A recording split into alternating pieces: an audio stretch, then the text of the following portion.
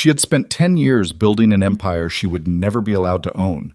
10 years of silence, of swallowed pride, of holding the entire Moretti machine together with her bare hands while her husband smiled at cameras and shook hands with killers.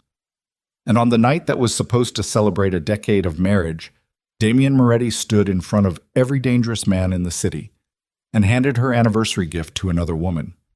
What Naomi Sinclair did next shocked everyone in that room, not because she screamed, not because she wept, but because she said absolutely nothing. And that silence carried more destruction than any bullet ever could. Stay with this story until the end. Hit like and drop your city in the comments. I want to see exactly how far this story travels. The Moretti estate sat on 42 acres of groomed landscape and polished stone, the kind of property that didn't appear on public maps and wasn't listed under any name you'd find in a courthouse. 3 generations of the family had lived and died inside those walls, and the house itself seemed to carry the weight of that.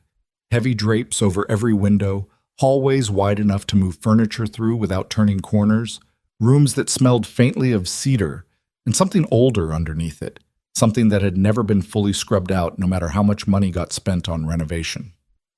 Tonight, the estate was lit like something out of a different life entirely. String lights had been threaded through the courtyard oaks, and long tables covered in white linen ran the length of the garden terrace. 200 guests had arrived across the course of the evening, men in dark suits, women in gowns that cost more than most people's cars, a handful of faces that never appeared in newspaper society pages for reasons that had nothing to do with modesty. There were city councilmen, there were federal judges, there were men who ran construction companies as fronts, and men who didn't bother with fronts at all. They had all come for Damien Moretti's 10th anniversary celebration, and they had all dressed accordingly. Naomi Sinclair Moretti had overseen every detail of the evening. She'd spent 6 weeks coordinating with the caterer, the florist, the lighting company, the security firm, cross-checking dietary restrictions, seating arrangements, the precise order of the evening's toasts. She had selected the wine herself after 3 tasting sessions with the sommelier. She had personally approved the menu revisions twice. She had done all of this in addition to her actual work, the work that kept the legal architecture of the Moretti organization from collapsing under regulatory scrutiny, the work that no one at this party would ever mention because mentioning it would mean acknowledging that she was the reason half of them weren't in federal custody.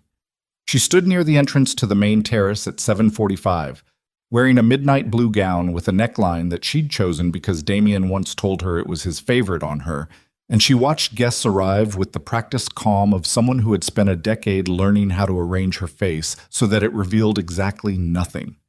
Marcus Webb, who ran the Moretti legal counsel team and had known Naomi for 8 years, came through the courtyard gate at 8:03 and stopped briefly beside her. "You look like you're counting something," he said. "I'm always counting something," she said. He almost smiled. "Where's Damien?" "He'll be down," she said, and moved away before he could ask anything else. She had not spoken to Damien since that morning. He'd left the bedroom before she was fully awake, and when she came downstairs, he was already in the study with the door closed, voices low behind the wood. She'd knocked once. No answer. She had not knocked again. The evening progressed the way these evenings always did. Conversation that circled around anything real, laughter calibrated to social obligation, men who shook each other's hands too long while their eyes said everything their mouths didn't. Naomi moved through it with precision, touching elbows, murmuring names, redirecting conversations that were drifting somewhere dangerous. She was good at this. She had become very good at this. It was one of the reasons Damien had kept her this close for as long as he had, and she knew it, and she had decided years ago to let herself be good at things regardless of whether they served his interests or hers. At 9:15, Damien came down. He entered through the main doors at the back of the terrace, and the crowd shifted toward him the way crowds always did.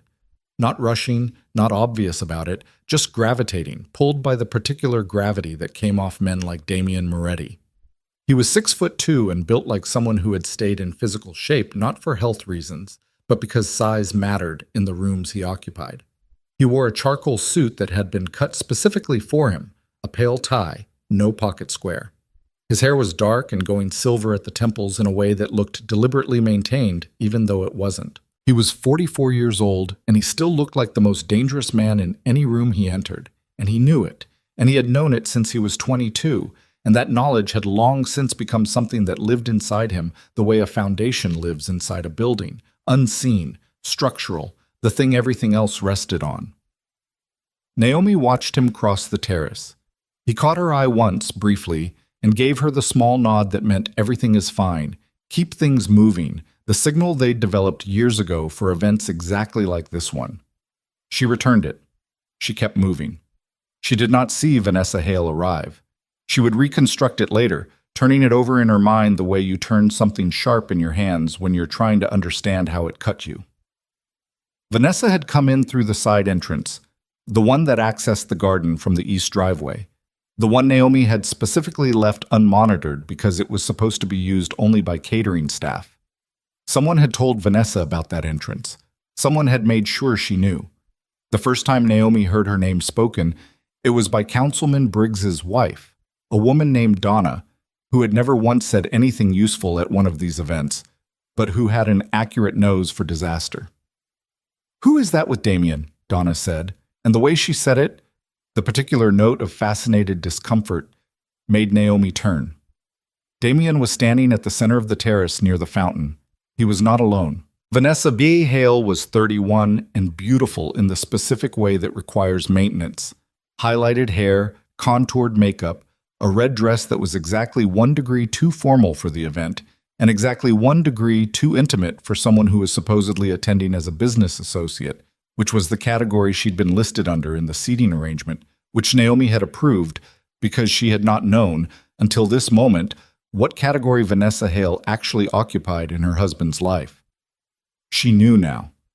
She could see it in the angle of Damien's body, the way he stood close without touching, the particular brand of attention he was giving her that Naomi recognized from 10 years ago and had not seen directed at herself in longer than she cared to count.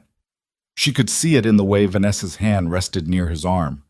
Not on it, just near it, communicating a familiarity that had its own grammar. The terrace was warm, strung with light, full of people talking and not looking. Naomi breathed through her nose.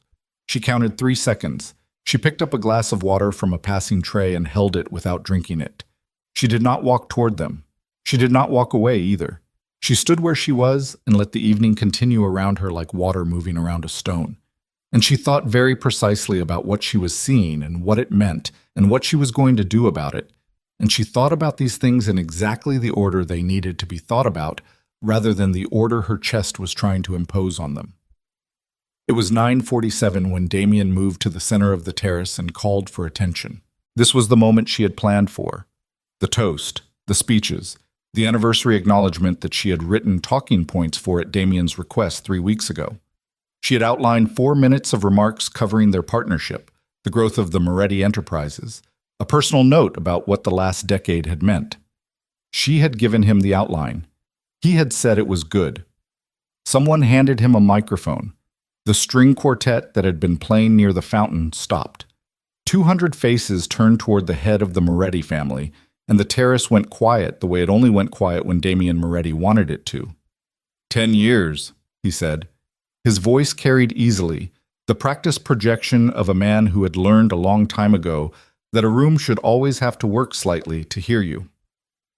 10 years is a long time in any life, longer than most of you realize in this business.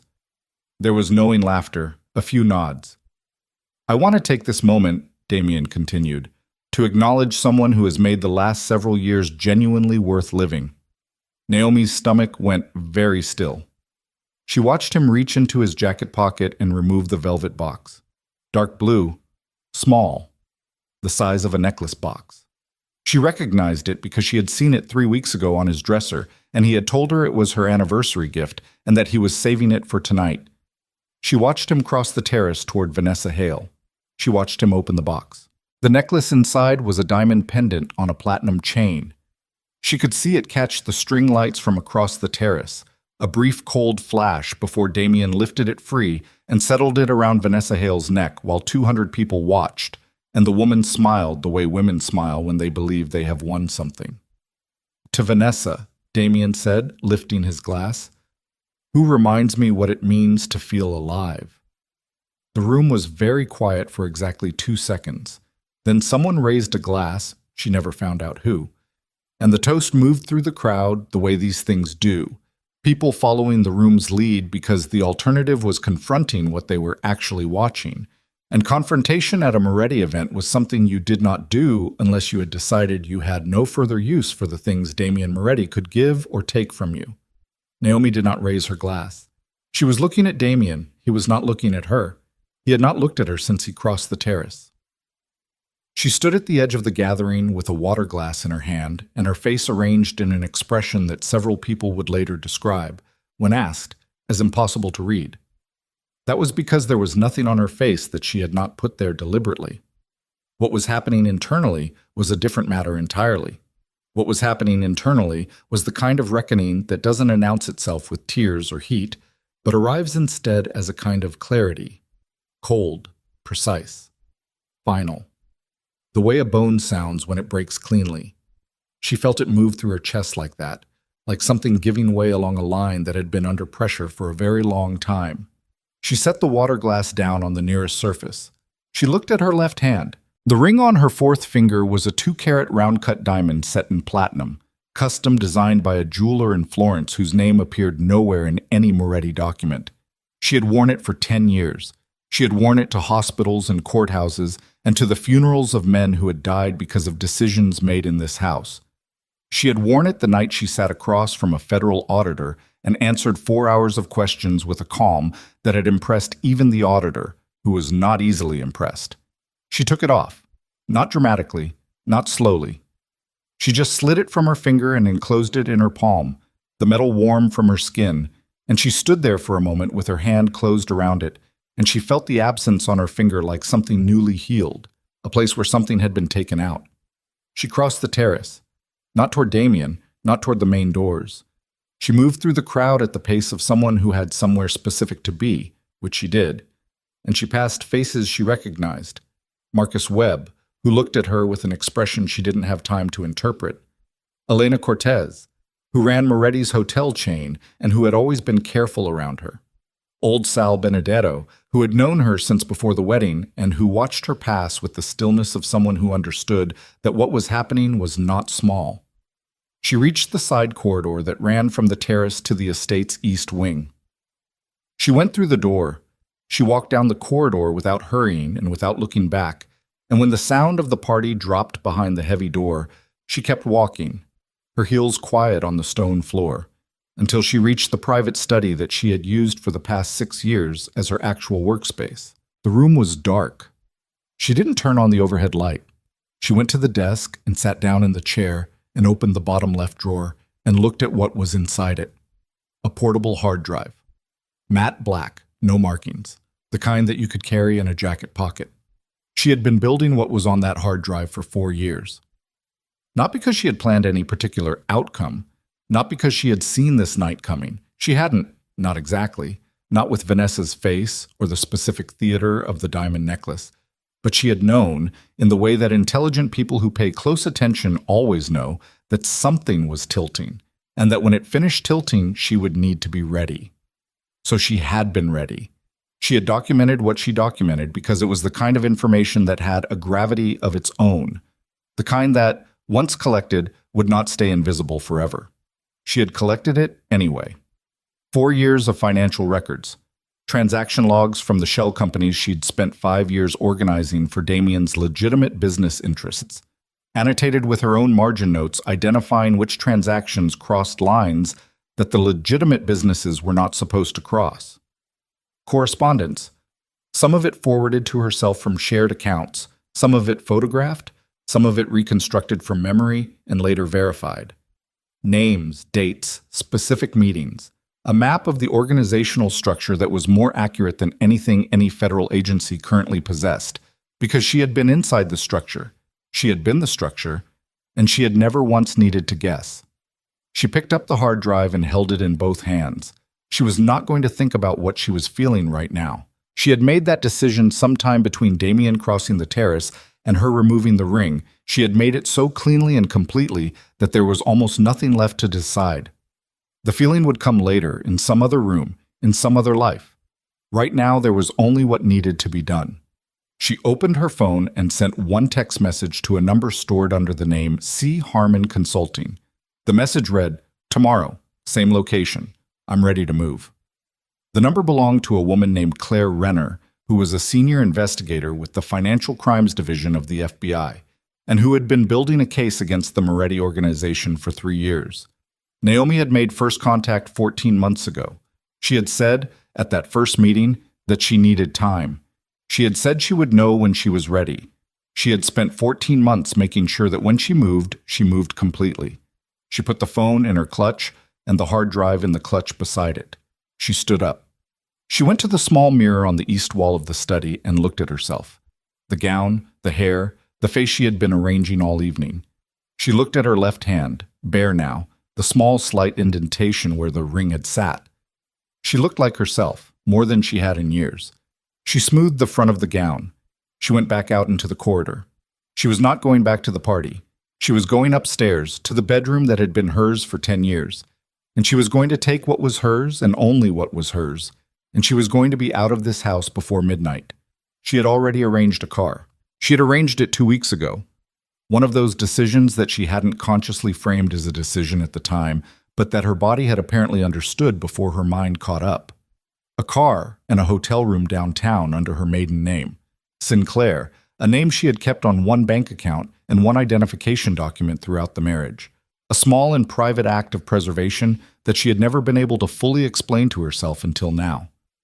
It took her 11 minutes to pack. She was methodical about it, pulling only what she'd actually need. 2 weeks of clothing, her personal documents, the laptop that was registered to her personally rather than to any Moretti entity. A small box of items from the dresser that were hers and had always been hers.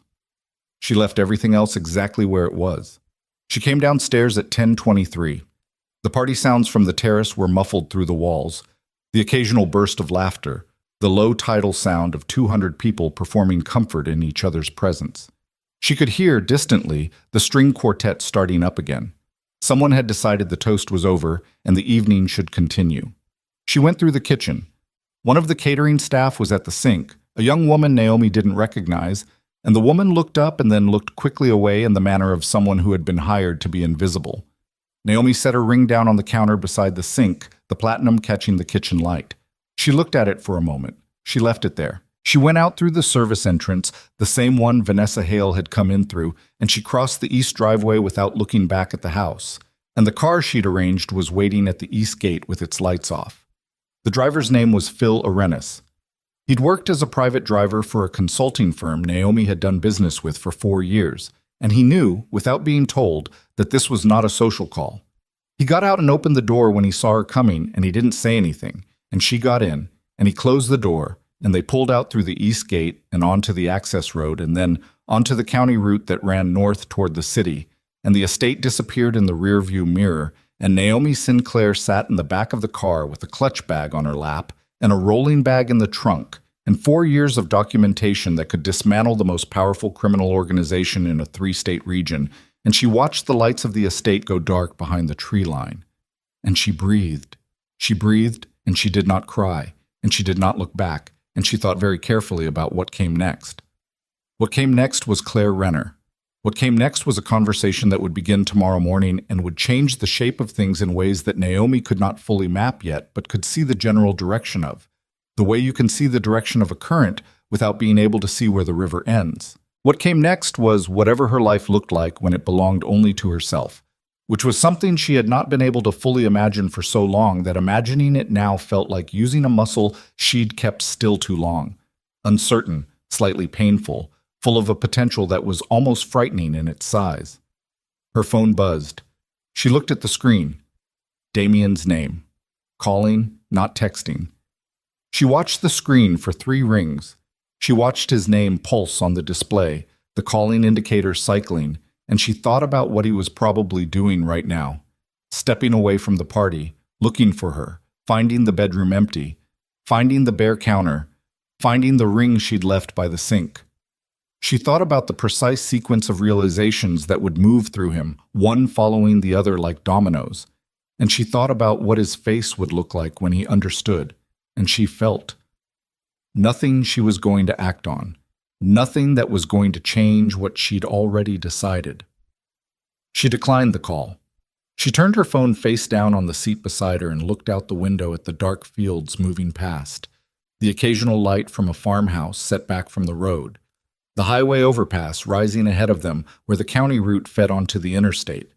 She watched the city glow build on the horizon as they drove toward it, that particular orange-gray wash of light that meant people, density, anonymity, the possibility of becoming someone whose life she chose rather than someone whose life had been arranged around her. Back at the estate, the party was still going. She knew this. She knew Damien would be containing it, would be doing what he did, which was manage surfaces while things collapsed underneath. He was good at that. It was one of the things they had, in some ways, had in common. The ability to hold a room while everything behind the room was in crisis. Except that she had been managing both things for years, and he had only ever managed the surface, and she was very tired of managing both things. She thought about the hard drive in her clutch. She thought about Claire Renner's face at their first meeting 14 months ago, the careful professional neutrality that had cracked, just slightly, when Naomi had laid the first documents on the table, the way Renner had looked at her. Not with suspicion, and not with the particular sympathy that Naomi found harder to bear than suspicion, but with something that was very close to recognition. The look of someone who was seeing, for the first time, the shape of a thing they'd been trying to see for years. Naomi had not told Renner everything at that meeting. She had given her enough to establish credibility and had held everything else. She had been building a case the way you build anything that has to hold weight, carefully, structurally, with attention to what comes under pressure and what doesn't. She was ready now. She was more than ready. She had been ready for months, and she had been waiting, she realized, not for the right moment, but for the right reason. For the moment when staying became more costly than leaving. When the thing she would have to leave behind was something she was willing to part with. She was willing now. She was in fact already gone. The car reached the interstate on-ramp and accelerated smoothly into the flow of late-night traffic, and Naomi watched the city come toward her through the windshield, and somewhere behind her on 42 acres of land that was about to become significantly less stable than it currently appeared, her phone was getting calls she wasn't going to answer. And somewhere in the city ahead of her, Damien Moretti's empire had already begun to end, though he didn't know it yet. He would know it by morning. What neither of them knew, what Naomi did not know yet, and would not know until days later, when it would change the nature of everything she was walking into, was that Claire Renner had not been the only person watching the Moretti organization for the past 3 years. And the second set of eyes watching it had not been federal. The hotel room was on the 14th floor of a building downtown that Naomi had chosen specifically because it didn't appear in any Moretti business record, and because its lobby had 3 exits and a parking structure attached that connected to a separate street. She had booked it under Eleanor Sinclair, her mother's first name, her own last name, 6 weeks ago, paid with a card linked to a personal account that Damien had never known about, maintained through a small consulting arrangement she'd run quietly on the side of everything else she did, client invoices issued under a sole proprietorship registered in another state. She had not planned to need the room this soon. She had not expected the anniversary to go the way it went. But she had booked it anyway, because that was how she operated. She prepared for the shape of things rather than the specific content, and the shape of this had been visible for a long time. She set the rolling bag inside the door and put the clutch on the desk and sat on the edge of the bed without taking off her shoes. The room was quiet, in the particular way hotel rooms are quiet, insulated, artificial, the sounds of the city present but muffled, like a conversation happening one room over. She looked at her bare left hand for a long moment, and then she stopped looking at it.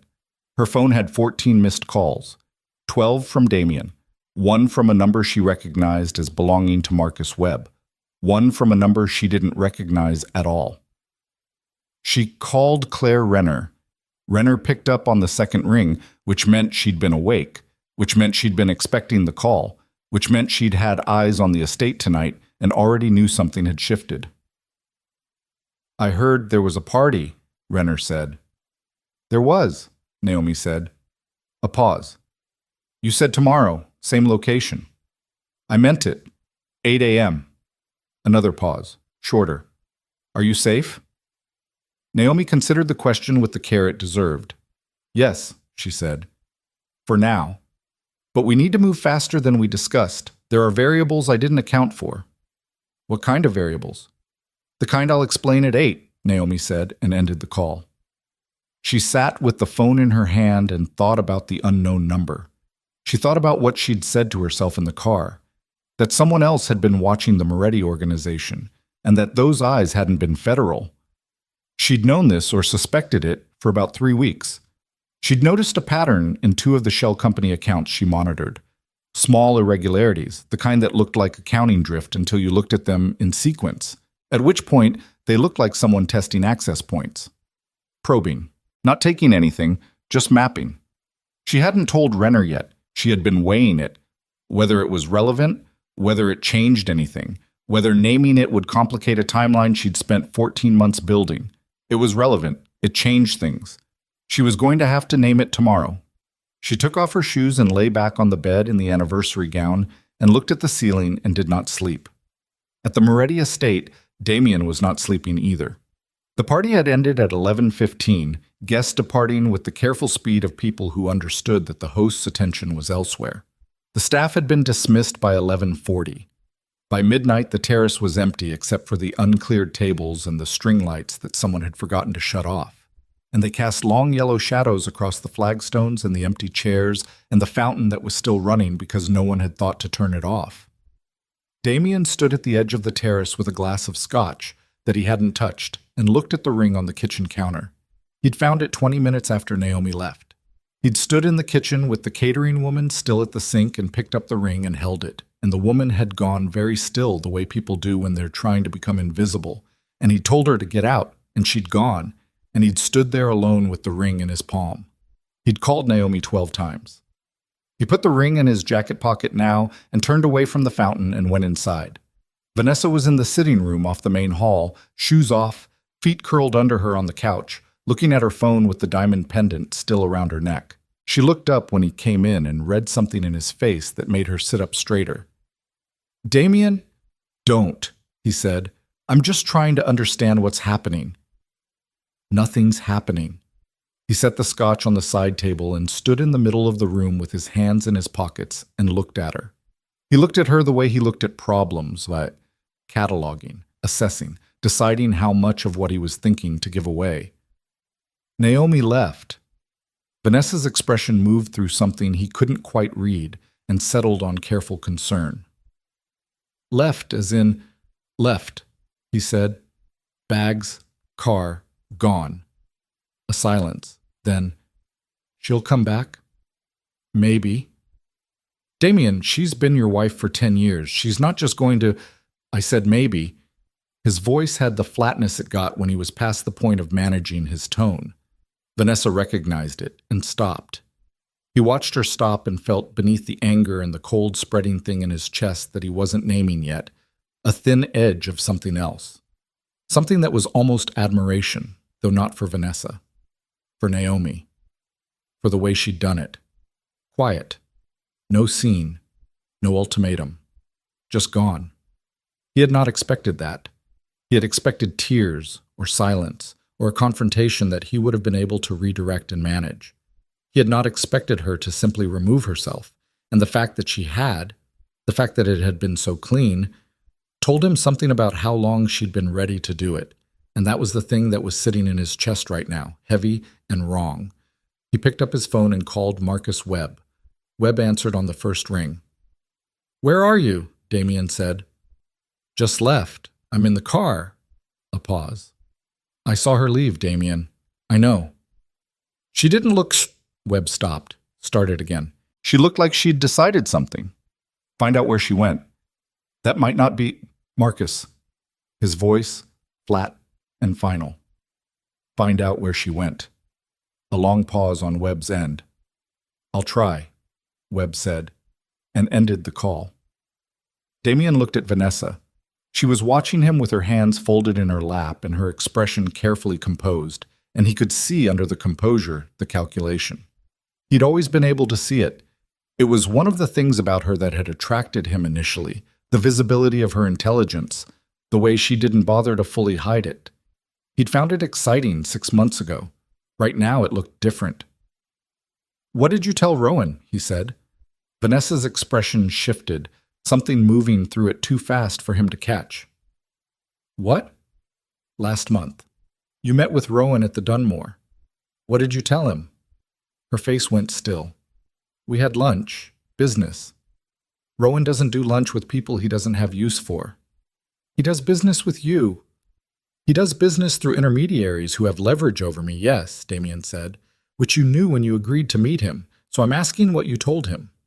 She looked at him for a moment with her chin slightly up and her hand still folded, and he could see her choosing, very quickly, between several different versions of an answer, and he watched her choose and watched her land on the one she thought he'd accept, and he knew before she opened her mouth that it wasn't the true one. "He asked about the Weston deal. I said I didn't have details. That's all it was." Damien looked at her for 3 full seconds. Then he picked up his scotch and finally drank it and set the glass back down and said, "Go to bed. Damien, Vanessa, go to bed." She uncurled from the couch and stood and crossed the room without touching him, and he heard her footsteps on the stairs. And when they were gone, he sat down in the chair by the window and looked at the dark garden and thought about the Weston deal and about Rowan and about the look on Marcus Webb's face when he'd said she looked like she'd decided something. And he thought about the ring in his pocket, and he thought about the fact that Naomi, in 10 years, had never once asked him a question he didn't answer, had never pushed, never dug, never demanded, because she hadn't needed to. She'd been right there. She'd known everything without asking because she'd been inside the work, and he had never once asked himself what that meant in terms of what she carried. He sat with that for a long time in the dark room. He was still sitting there when his phone rang at 2:17 a.m. The number belonged to a man named Carlo Estes, who ran logistics for the Moretti operation and who never called at 2 in the morning unless something had gone wrong that couldn't wait. "Talk," Damien said. "We've got a problem with the Garfield Street warehouse," Carlo said. He sounded like someone trying to keep his voice level and not fully managing it. "The delivery from tonight, the one coming through the Tanner route, it didn't arrive." Damien straightened in the chair. "What do you mean it didn't arrive?" "I mean the truck left the secondary point at 9:40 and it never showed up. We've got 3 guys at the warehouse and they can't raise the driver, and the GPS on the vehicle went dark at 10:05. Damien was already on his feet. "Who else knows?" "Me and the 3 at the warehouse. I pulled the feed from the secondary point. There's footage of the truck leaving. After that, nothing.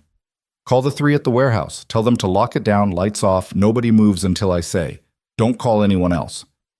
He was already moving toward the stairs. "And Carlo, this does not go to the captains tonight. Nobody." "Understood," Carlo said. Damien went upstairs. He did not go to the master bedroom.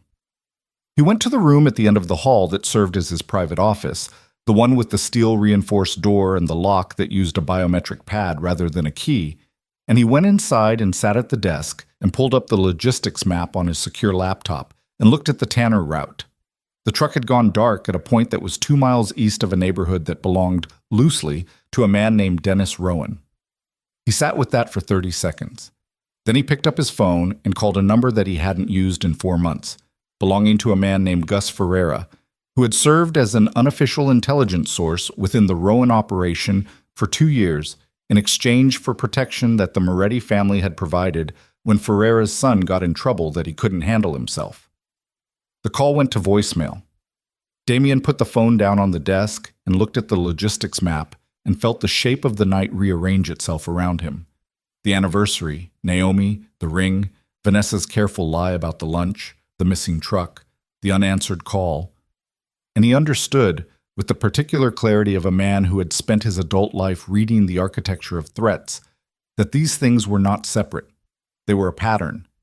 He just didn't have enough of it visible yet to see what it spelled.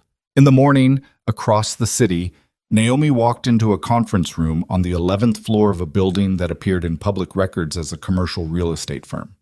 Claire Renner was already there, along with a man Naomi hadn't met before, early 50s, heavy around the shoulders, the kind of face that had been outdoors a great deal and showed it.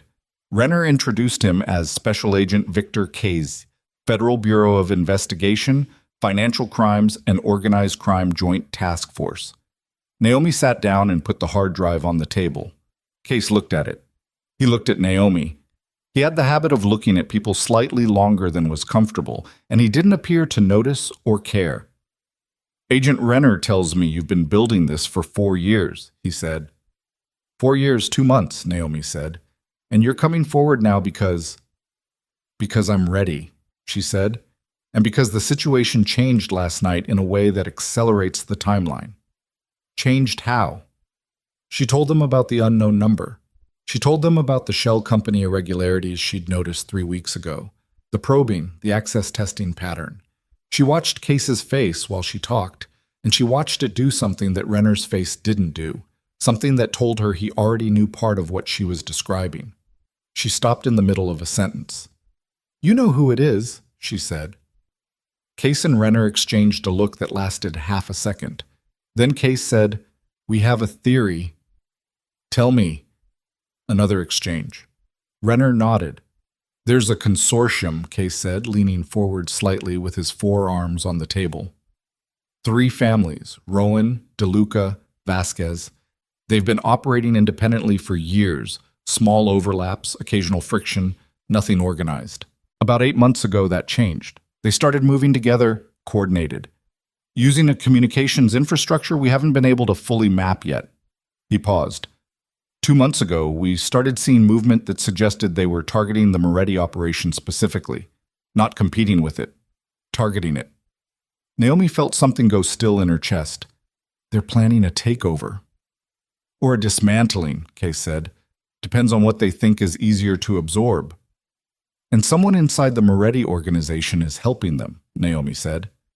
This time neither Case nor Renner looked at each other. They both looked at her. We think so, Renner said carefully. We don't know who. Naomi thought about Vanessa Hale and the red dress and the diamond pendant and the lunch with Rowan that Vanessa had lied about.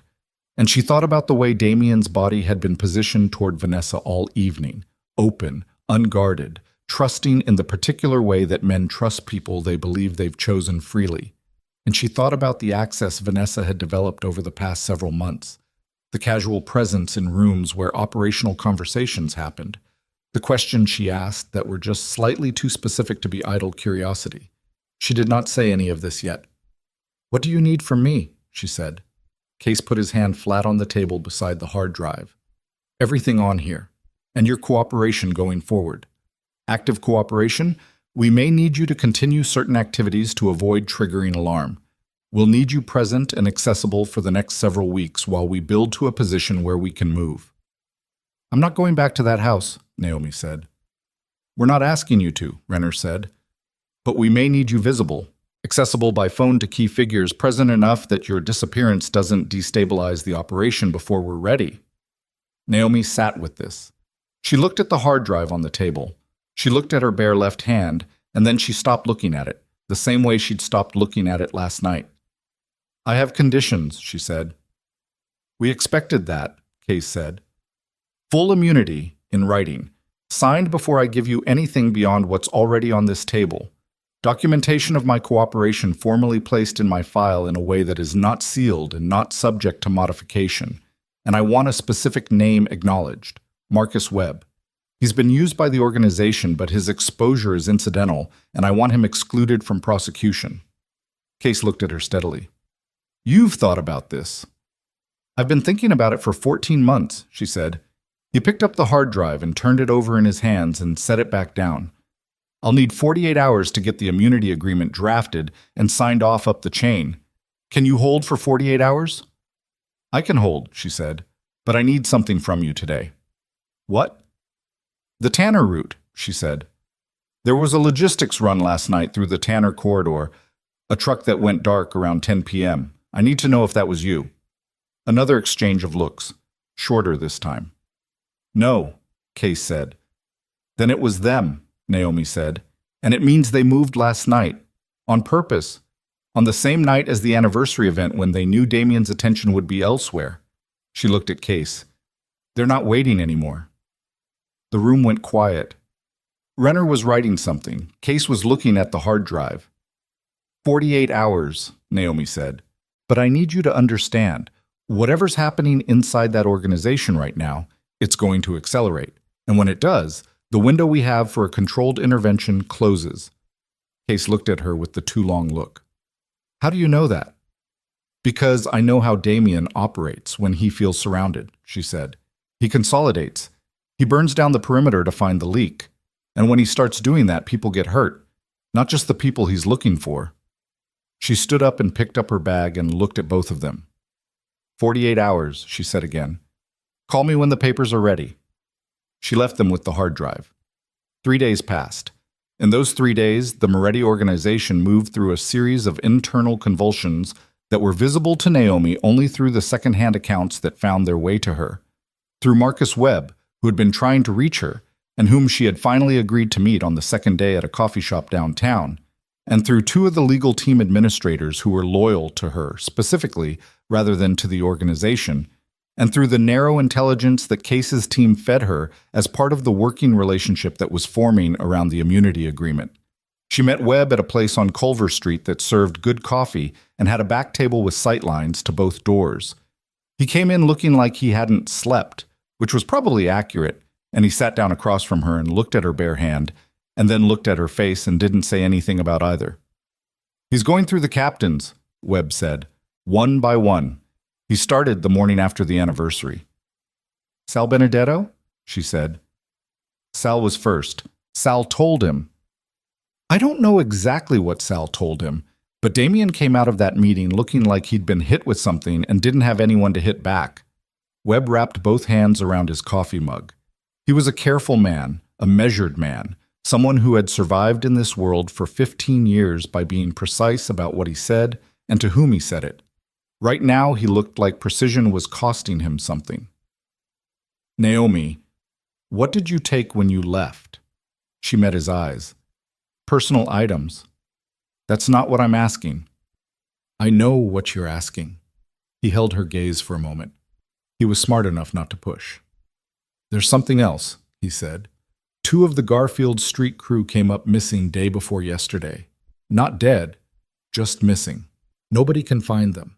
And one of the secondary storage locations, the one off Bleecker, it was accessed the night of the anniversary.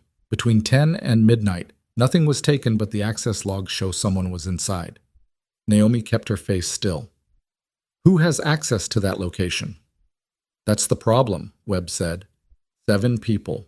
Damien, me, Carlo Estes, and 4 captains. He paused. And whoever those 4 captains have told, which is a list nobody has ever tried to compile because we didn't think we needed to. Have you told Damien what you just told me? I told him about Bleecker. He doesn't know about the crew yet. I just found out an hour ago. He looked at her. Where are you staying? Somewhere safe, she said. That's not Marcus. She said his name the way she said it when she meant stop. He stopped. I need you to do something for me, and I need you to do it without asking me why. He looked at her for a long moment. He was reading her the way people who had known her for years read her, looking for the thing under the surface, the indicator. Whatever he found there made him set his coffee down and fold his hands on the table and give her his full attention. Start keeping records, she said. Everything that happens in the next 2 weeks. Everything you observe, every conversation you're part of, every decision you see made. Write it down, timestamp it, and keep it somewhere that isn't the office and isn't your home. Webb's face went very careful. Naomi. I'm not asking you to do anything you haven't already thought about, she said. I'm asking you to do it with intention. A long silence. Outside, traffic moved on Culver Street, ordinary and indifferent. Webb looked at his hands on the table. Is there still time, he said quietly, to... There might be, she said, if you start today. He looked up at her. He was not a man who showed what he felt easily, but right now something was showing. Not fear exactly, but the thing adjacent to fear that comes when you've been telling yourself for a long time that something isn't happening and you finally stop being able to tell yourself that. Okay, he said. She left first. She walked back out onto Culver Street and turned north and walked 2 blocks before she allowed herself to feel anything. and what she felt was not relief or satisfaction, but something more complicated. A kind of grief for the version of Marcus Webb, who had been good at his job and loyal to people who deserved loyalty, and who was going to have to reckon very soon with what his loyalty had cost him. On the fourth day after the anniversary, Damien Moretti called a meeting of all his captains. She knew about it from Casse, whose surveillance assets had logged the cars arriving at the estate between 9 and 10 a.m., 6 captains, not 7. Tommy Rourke, who ran the waterfront territory and who had been with the Moretti family for 22 years, was absent.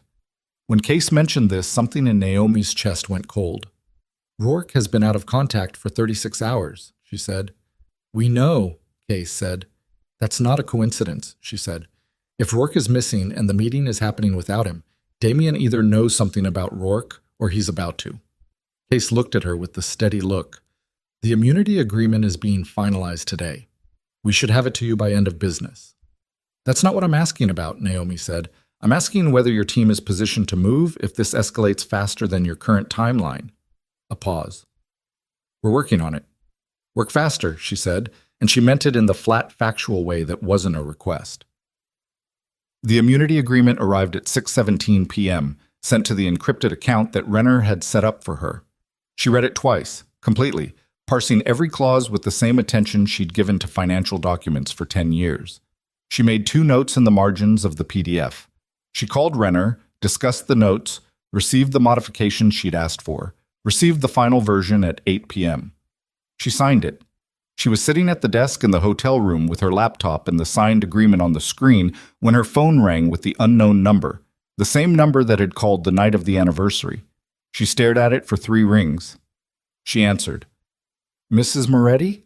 said a voice she didn't recognize, male, unhurried, the kind of voice that belonged to someone who had learned a long time ago that urgency was a display of weakness. "I think it's time we had a conversation." "I don't know who you are," she said. "Yes, you do," the voice said. "You've known about me for 3 weeks. You found the traces in the accounts. That's why you're still awake at 8 p.m. and not sleeping." Her hand was steady on the phone. Her heart rate had gone up by what she estimated was 20%, which was a manageable number, which she was going to manage. "What do you want?" "The same thing you want," the voice said, "for this to end cleanly, with minimal collateral damage." A pause. "The difference is that my version of clean and your version of clean are probably not identical." "Whose version wins?" she said. "That," the voice said, "depends entirely on what happens in the next 48 hours. The line went quiet. Not dead. She could hear breathing, the faint ambient hiss of a call still connected. "Vanessa Hale is going to do something in the next 24 hours that your federal friends are not going to anticipate," the voice said. "And when she does it, the situation is going to move very fast. The only person in a position to stop it from becoming catastrophic is you." Another pause. Longer. "The question you need to answer tonight, Mrs. Moretti, is whether you're going to use what you have to protect an investigation timeline, or whether you're going to use it to protect people." The line went dead. Naomi sat with the phone in her hand in the silence where the voice had been, and she breathed through her nose once, twice, and then she put the phone face down on the desk and stood up and walked to the window and looked at the city below her. The traffic, the lit windows of other buildings, the ordinary machinery of a night that had no idea what was moving through it. Vanessa Hale is going to do something in the next 24 hours. She turned away from the window and picked up her phone and called Case. He answered on the 3rd ring, which meant he'd been asleep, which meant she was ahead of his intelligence by however long it took a man to wake up and fully process what he was hearing. She told him about the call. She told him the voice, the content, the specific language. Protect an investigation timeline, or protect people. She said it exactly as it had been said to her, without editorializing, because Case was the kind of man who needed the raw material rather than the interpretation. When she finished, there was a silence on his end that lasted 4 seconds, which was long for Case. "You're sure you didn't recognize the voice?" he said. "I'm sure." "But he knew about the account traces. He knew you'd found the probing." "Yes." Another silence. That means he either has access to someone inside our operation or he has access to someone inside the Moretti financial structure who knew you were watching. A pause. Or both. Yes, Naomi said again. I'm going to need you to come in. Tomorrow morning, she said. Right now I need you to put eyes on Vanessa Hale tonight, wherever she is, whatever she's doing.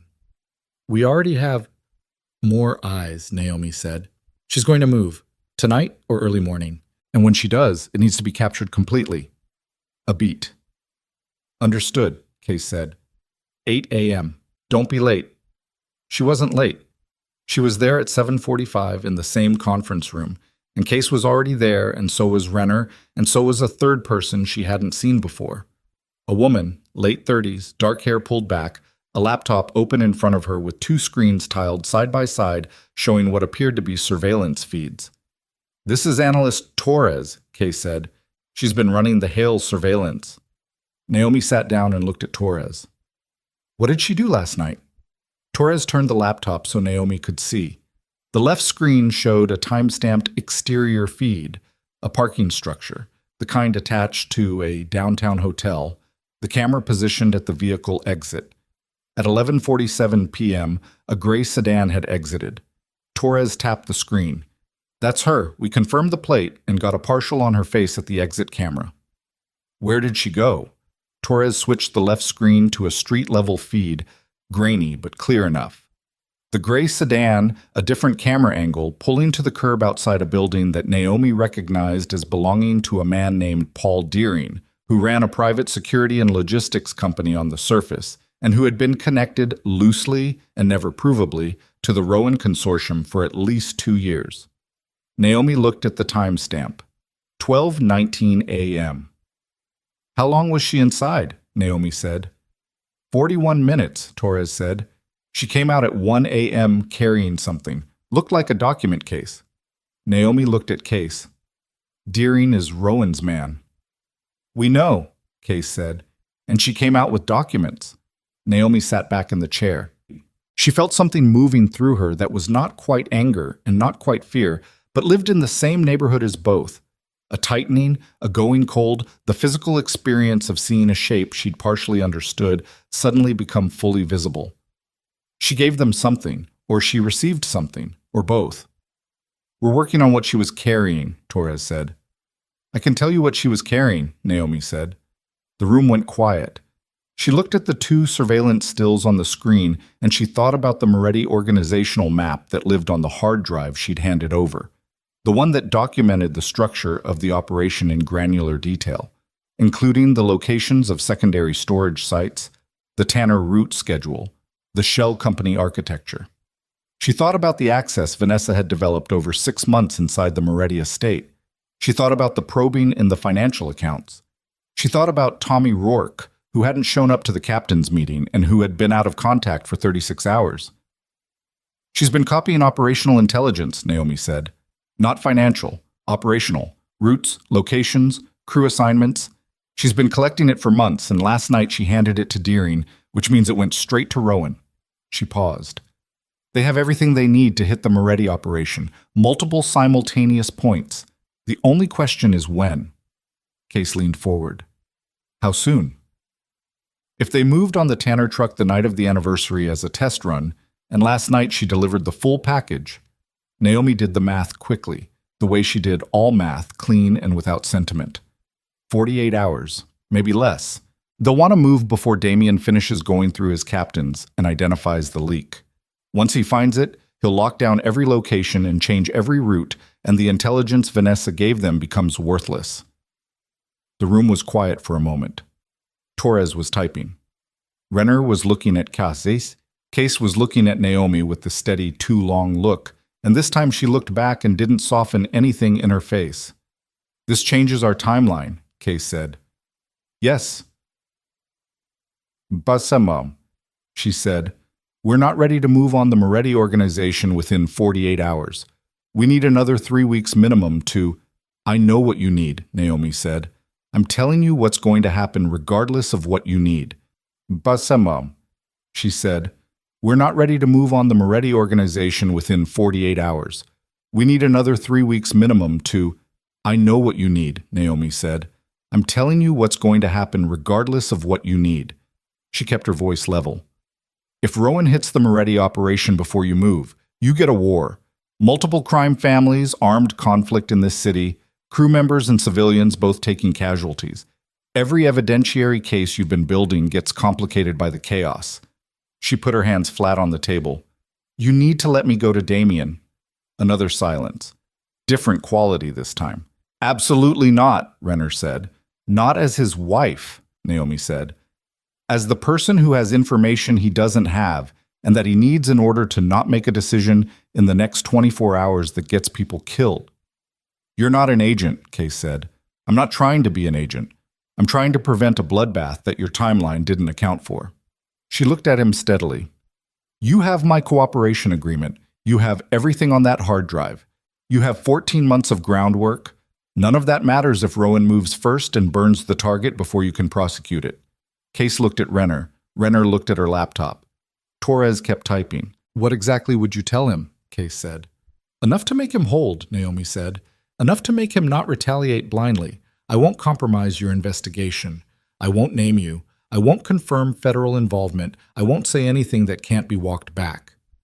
And if he asks how you know, she looked at Case without blinking.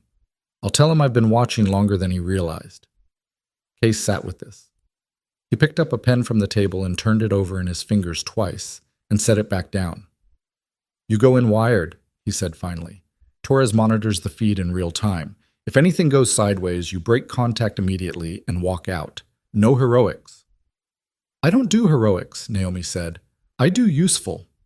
She called Damien from the parking structure of the federal building, standing between two unmarked sedans with a wire taped to her ribs under her shirt, and Torres's voice in a nearly invisible earpiece telling her the feed was clean and she was go when ready. Damien picked up on the first ring. There was a half-second of silence before he spoke, the kind that meant he'd been looking at his phone and had seen it was her and had decided before answering what he was going to say, and had then found, when the moment came, that what he'd decided wasn't what came out. Naomi, he said. I need to see you, she said. Today, not at the house. Where? The Lennox building, the management office on 4. I have a key and it's clean. The Lennox building was a commercial property she managed on behalf of the Moretti Legitimate Holdings. She'd used the 4th floor office as a workspace before, and Damien knew it, and he would know she'd chosen it because it was hers in a functional sense, and therefore on terms she controlled. A pause. When? 2 hours, she said. Another pause, shorter. All right, he said. She ended the call and stood in the parking structure and listened to Torres say in her ear, Clean. He didn't tip anyone. He's going alone, looks like. Only one call made after yours, and that was to cancel a meeting. Naomi breathed in and breathed out and walked back toward the elevator. The Lennox building's 4th floor was quiet when she arrived. She unlocked the management office, a room with a conference table and 4 chairs and windows that looked out onto the street below, and she sat at the table and looked at the door and waited. She heard him before she saw him. The particular cadence of his footsteps in the corridor, the unhurried weight of them that she'd been hearing for 10 years and that her body recognized before her mind caught up. She kept her hands flat on the table and kept her face arranged and watched the door. He came in, and he looked at her, and he stopped. He looked worse than she'd seen him in years. Not physically. Physically he was the same size and weight and careful grooming, but something was showing underneath it that he usually kept invisible. Something that looked like a man who hadn't slept, and who had been going over the same calculation repeatedly and arriving at answers he didn't like. He sat down across from her. He did not look at her left hand. He looked at her face. You look like yourself, he said. I am myself, she said. More than I've been in a while. He said nothing. She watched him absorb that and decide not to respond to it and move on, which was accurate Damien behavior. He was very good at tabling what he couldn't deal with immediately. You called me, he said. So talk. Vanessa Hale has been working with the Rowan Consortium, Naomi said. The room went very still. She watched it hit him. She watched it move through his face, not just the information, but the implications, the sequence of implications. each one following the previous one, the way a set of locked doors opens when you find the first key. She watched him understand what it meant that Vanessa had been inside the estate for 6 months, what it meant that she'd been present for conversations she shouldn't have been present for, what it meant that she'd met with Paul Deering last night and come out carrying documents. "How do you know about Deering?" he said. His voice was flat. The flatness was not calm. It was the sound of a man compressing something enormous into a very small space. "I've been watching," she said. "I've been watching longer than you knew." "How much longer?" She held his gaze. "Long enough." His jaw moved. He put his hands on the table, both of them, flat, the way she had her hands on the table. And she noted this and noted that it was not a mirror of her posture, but an independent gesture that happened to match hers. And she noted what that meant about the state he was in. What did she give them? Routes? Locations? Crew assignments? Probably a schedule for the secondary sites. She paused. Tommy Rourke is gone. Damien's eyes went hard and flat in a way she hadn't seen in years. Say that again. Rourke has been out of contact for 36 hours. He wasn't at your captain's meeting yesterday. Either he's already been taken or he flipped and he's gone. She kept her voice even. Either way, whoever has him or his cooperation knows the layout of your waterfront operation completely. That combined with what Vanessa gave Deering means Rowan can hit you at 6 points simultaneously and you will not see it coming. The silence that followed was the kind that has a physical weight to it. Damien looked at her across the table and she looked back and she thought, against her will, against the clear, precise structure of her intentions, about what his face had looked like when she'd first known him, before any of this, when he'd been a man she'd believed she understood and had chosen with what had felt, at the time, like clear eyes. She thought about how wrong she'd been about that, and she thought about the 10 years, and she felt the grief of it move through her once, briefly, like a current you surface from. And then she let it go and she stayed present and she kept her face still. What do you want from me? He said. I want you to hold, she said. Whatever you're planning to do in the next 24 hours, whatever response you're building, I want you to hold it. His eyes narrowed. Why? This was the line she'd rehearsed. This was the moment Torres was listening to in real time, and that would be transcribed and reviewed. She knew this, and she held the line anyway, because it was the only true version she had. Because if you hit back blind, people die who aren't Rowan's people. Crew members, their families, people who work in those locations who didn't sign up for a war. She watched his face. And because a controlled outcome is still possible if you don't burn everything in the next 48 hours. Controlled by who? He said.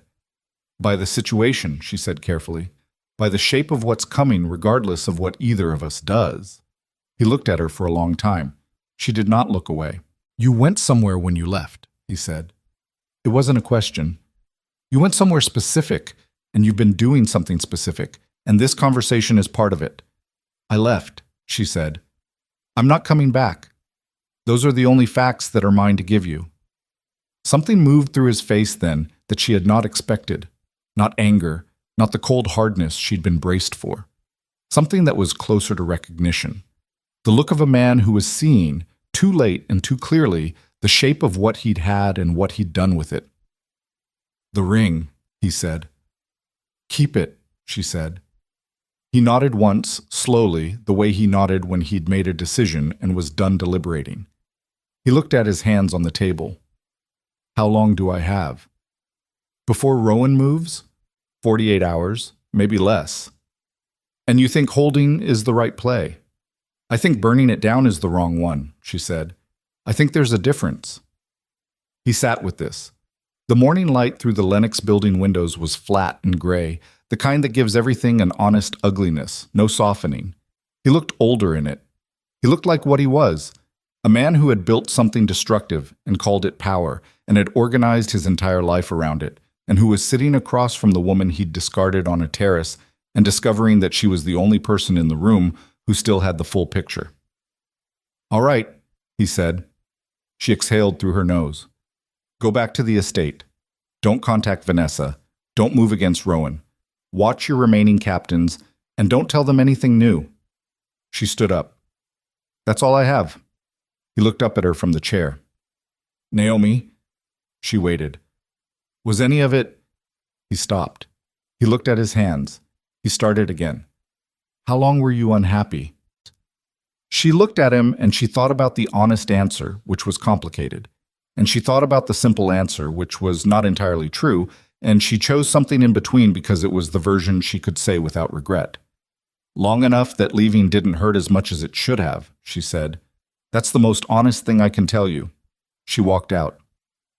She was in the elevator going down when Torres's voice came through the earpiece, and the tone of it, tight, stripped of the professional flatness Torres had maintained all morning, made Naomi's hand go to the wall of the elevator. We have a problem, Torres said. What? Vanessa Hale left the hotel at 8:47 a.m.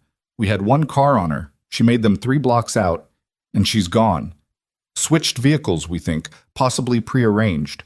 We lost her 20 minutes ago, and we cannot locate her. Naomi stared at the elevator doors. The floor numbers descended. She knew you were watching. Looks that way. Which means she knew we were moving. Which means... She stopped. She pressed her palm flat against the elevator wall, and she thought very fast. Which means someone told her. Someone who knew about this investigation told her we were closing in. A silence. Torres said, Case wants you back here immediately. The elevator opened on the lobby. Naomi walked out and kept walking, through the lobby doors and onto the street, and the city moved around her the same as always, indifferent and continuous. And she was thinking. She was thinking hard, fast, reorganizing everything she'd believed she understood about the shape of this situation and finding the place where it didn't hold. Someone inside the federal investigation had told Vanessa, which meant the investigation itself was compromised, which meant that everything she'd handed over, the hard drive, the organizational map, the 4 years of documentation, was now in the possession of an operation that had a leak in it, a leak that led directly to the Rowan Consortium, which meant that the intelligence she'd provided to protect people was now potentially in the hands of the people she'd been trying to stop. She stopped walking on the sidewalk. People moved around her. She stood very still. She thought about the unknown caller, the voice that had said, "The only person in a position to stop this from becoming catastrophic is you." She thought about the specific word choice, stop, not prevent, stop, as in something that was already in motion. She thought about the 48-hour timeline she'd given Damien. She thought about the fact that if the Rowan Consortium now had not only the operational intelligence Vanessa had delivered, but also the federal investigation's organizational map, if they knew both the layout of the Moretti operation and the timeline and positioning of the federal response, then 48 hours wasn't the window. The window was already closing. She took out her phone and called the unknown number. It rang once. Then a voice. The same unhurried quality, except this time there was something underneath it she hadn't heard before. Something that might have been urgency in a man who had taught himself not to show urgency. I was wondering how long it would take you to call back, he said. Who's inside the investigation? She said. A pause. 1 second, 2. I think you already know the answer to that. She thought about the conference room. She thought about who had been in it. She thought about Torres's laptop, the surveillance feeds, the timestamp on the feed showing Vanessa leaving the hotel at 8:47. She thought about the fact that Torres had been typing throughout the meeting. She thought about a woman with dark hair pulled back and a laptop open who had been in the room when Naomi had told Case she was going to Damien, who had been in the room when Naomi had said 48 hours, and who had been running the Hale surveillance that had somehow failed to see a prearranged vehicle switch 3 blocks from the hotel. Torres, Naomi said. The silence on the line was the confirmation she hadn't wanted. She's been with Deering for 2 years, the voice said. Before that, she was with a private intelligence firm that does contract work for the consortium. Casse doesn't know. Renner doesn't know. You're the only person outside the consortium who knows right now, and you know because I'm telling you. A pause. The question is what you do with it. Naomi stood on the sidewalk in the gray morning light and felt the entire structure she'd built. 4 years of documentation, 14 months of federal cooperation, the immunity agreement signed and filed last night, the careful architecture of a controlled outcome. Feel the ground shift beneath it. "Why are you telling me?" she said. "Because Vanessa isn't the endpoint," the voice said. "She's the instrument. The endpoint is a meeting that's happening tonight between Rowan, DeLuca, and Vasquez, at which point they divide the Moretti territory and begin simultaneous operations at every location Vanessa mapped. There will be people at those locations who are not soldiers. There will be people who work those sites for wages who don't know what moves through them." Another pause. "And there will be a federal surveillance team led by an analyst who is going to make sure that team is positioned exactly wrong when it happens." Naomi's throat was tight. She swallowed through it. "What do you want me to do?" "I want you to take what you have," the voice said, "and use it the way you built it to be used. Not through Torres, not through a chain of command that's been cut." A beat. "Directly." "Directly to who?" "Directly to every crime family head who will be sitting at that table tonight," the voice said, "and to the one person inside the federal system who is above Torres's access level and who can pull the plug on her in time to reposition." Naomi closed her eyes for 1 second. 1 full second. "You're asking me to walk into a room full of the most dangerous men in the city and present evidence against one of their own," she said. "I'm asking you to be the only person in this situation who has the full picture," the voice said, "and to use it before midnight, because after midnight there is no picture left." She opened her eyes. The city was the same. Traffic, pedestrians, a delivery truck pulling to the curb across the street, ordinary and relentless. She looked at her bare left hand holding the phone. She had spent 4 years building something designed to be used. She had just discovered that the container she'd put it in had a hole in it, which meant she was going to have to carry it herself, without the container, directly to where it needed to go. And the only version of that which worked required her to walk into a room she had never intended to walk into, and say things she had never intended to say, to men who had every reason to shoot the messenger before the message was fully delivered.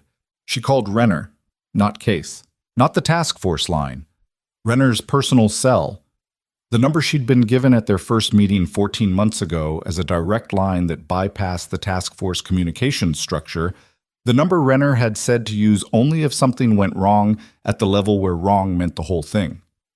Renner picked up on the second ring. "Torres," Naomi said.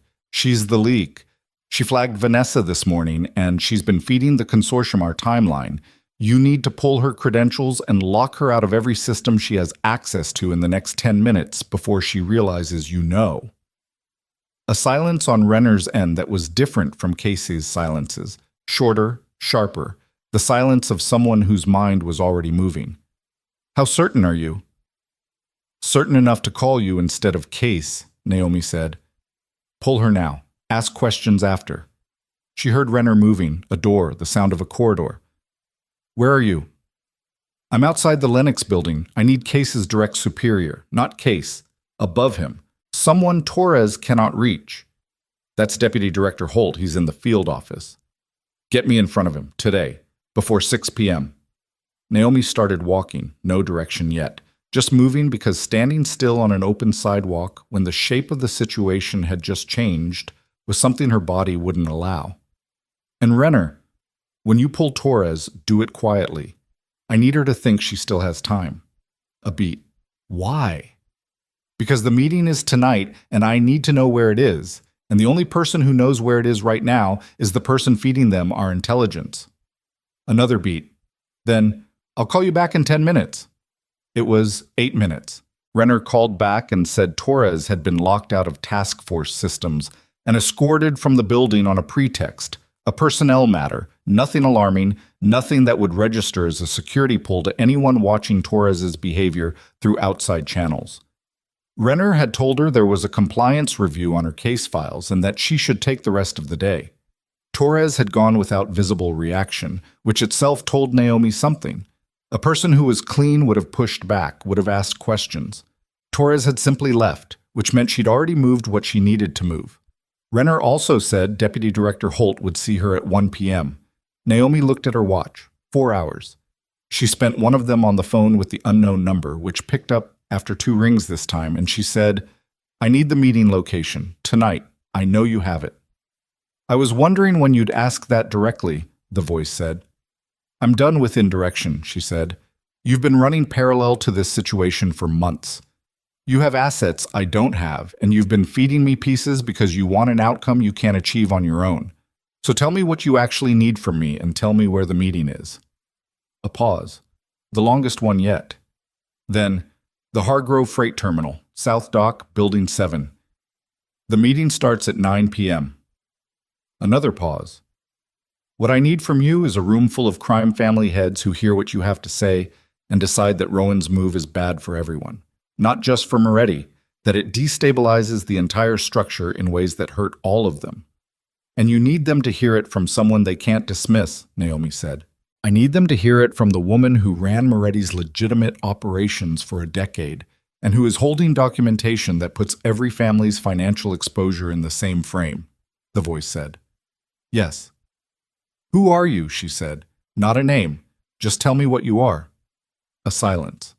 Then, "Someone who has been trying to prevent this specific outcome for 2 years.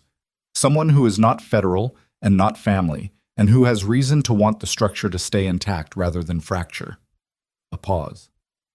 "Someone who understands that a war between these families right now, in this city, produces a vacuum that gets filled by people who are considerably worse than the ones currently occupying the space."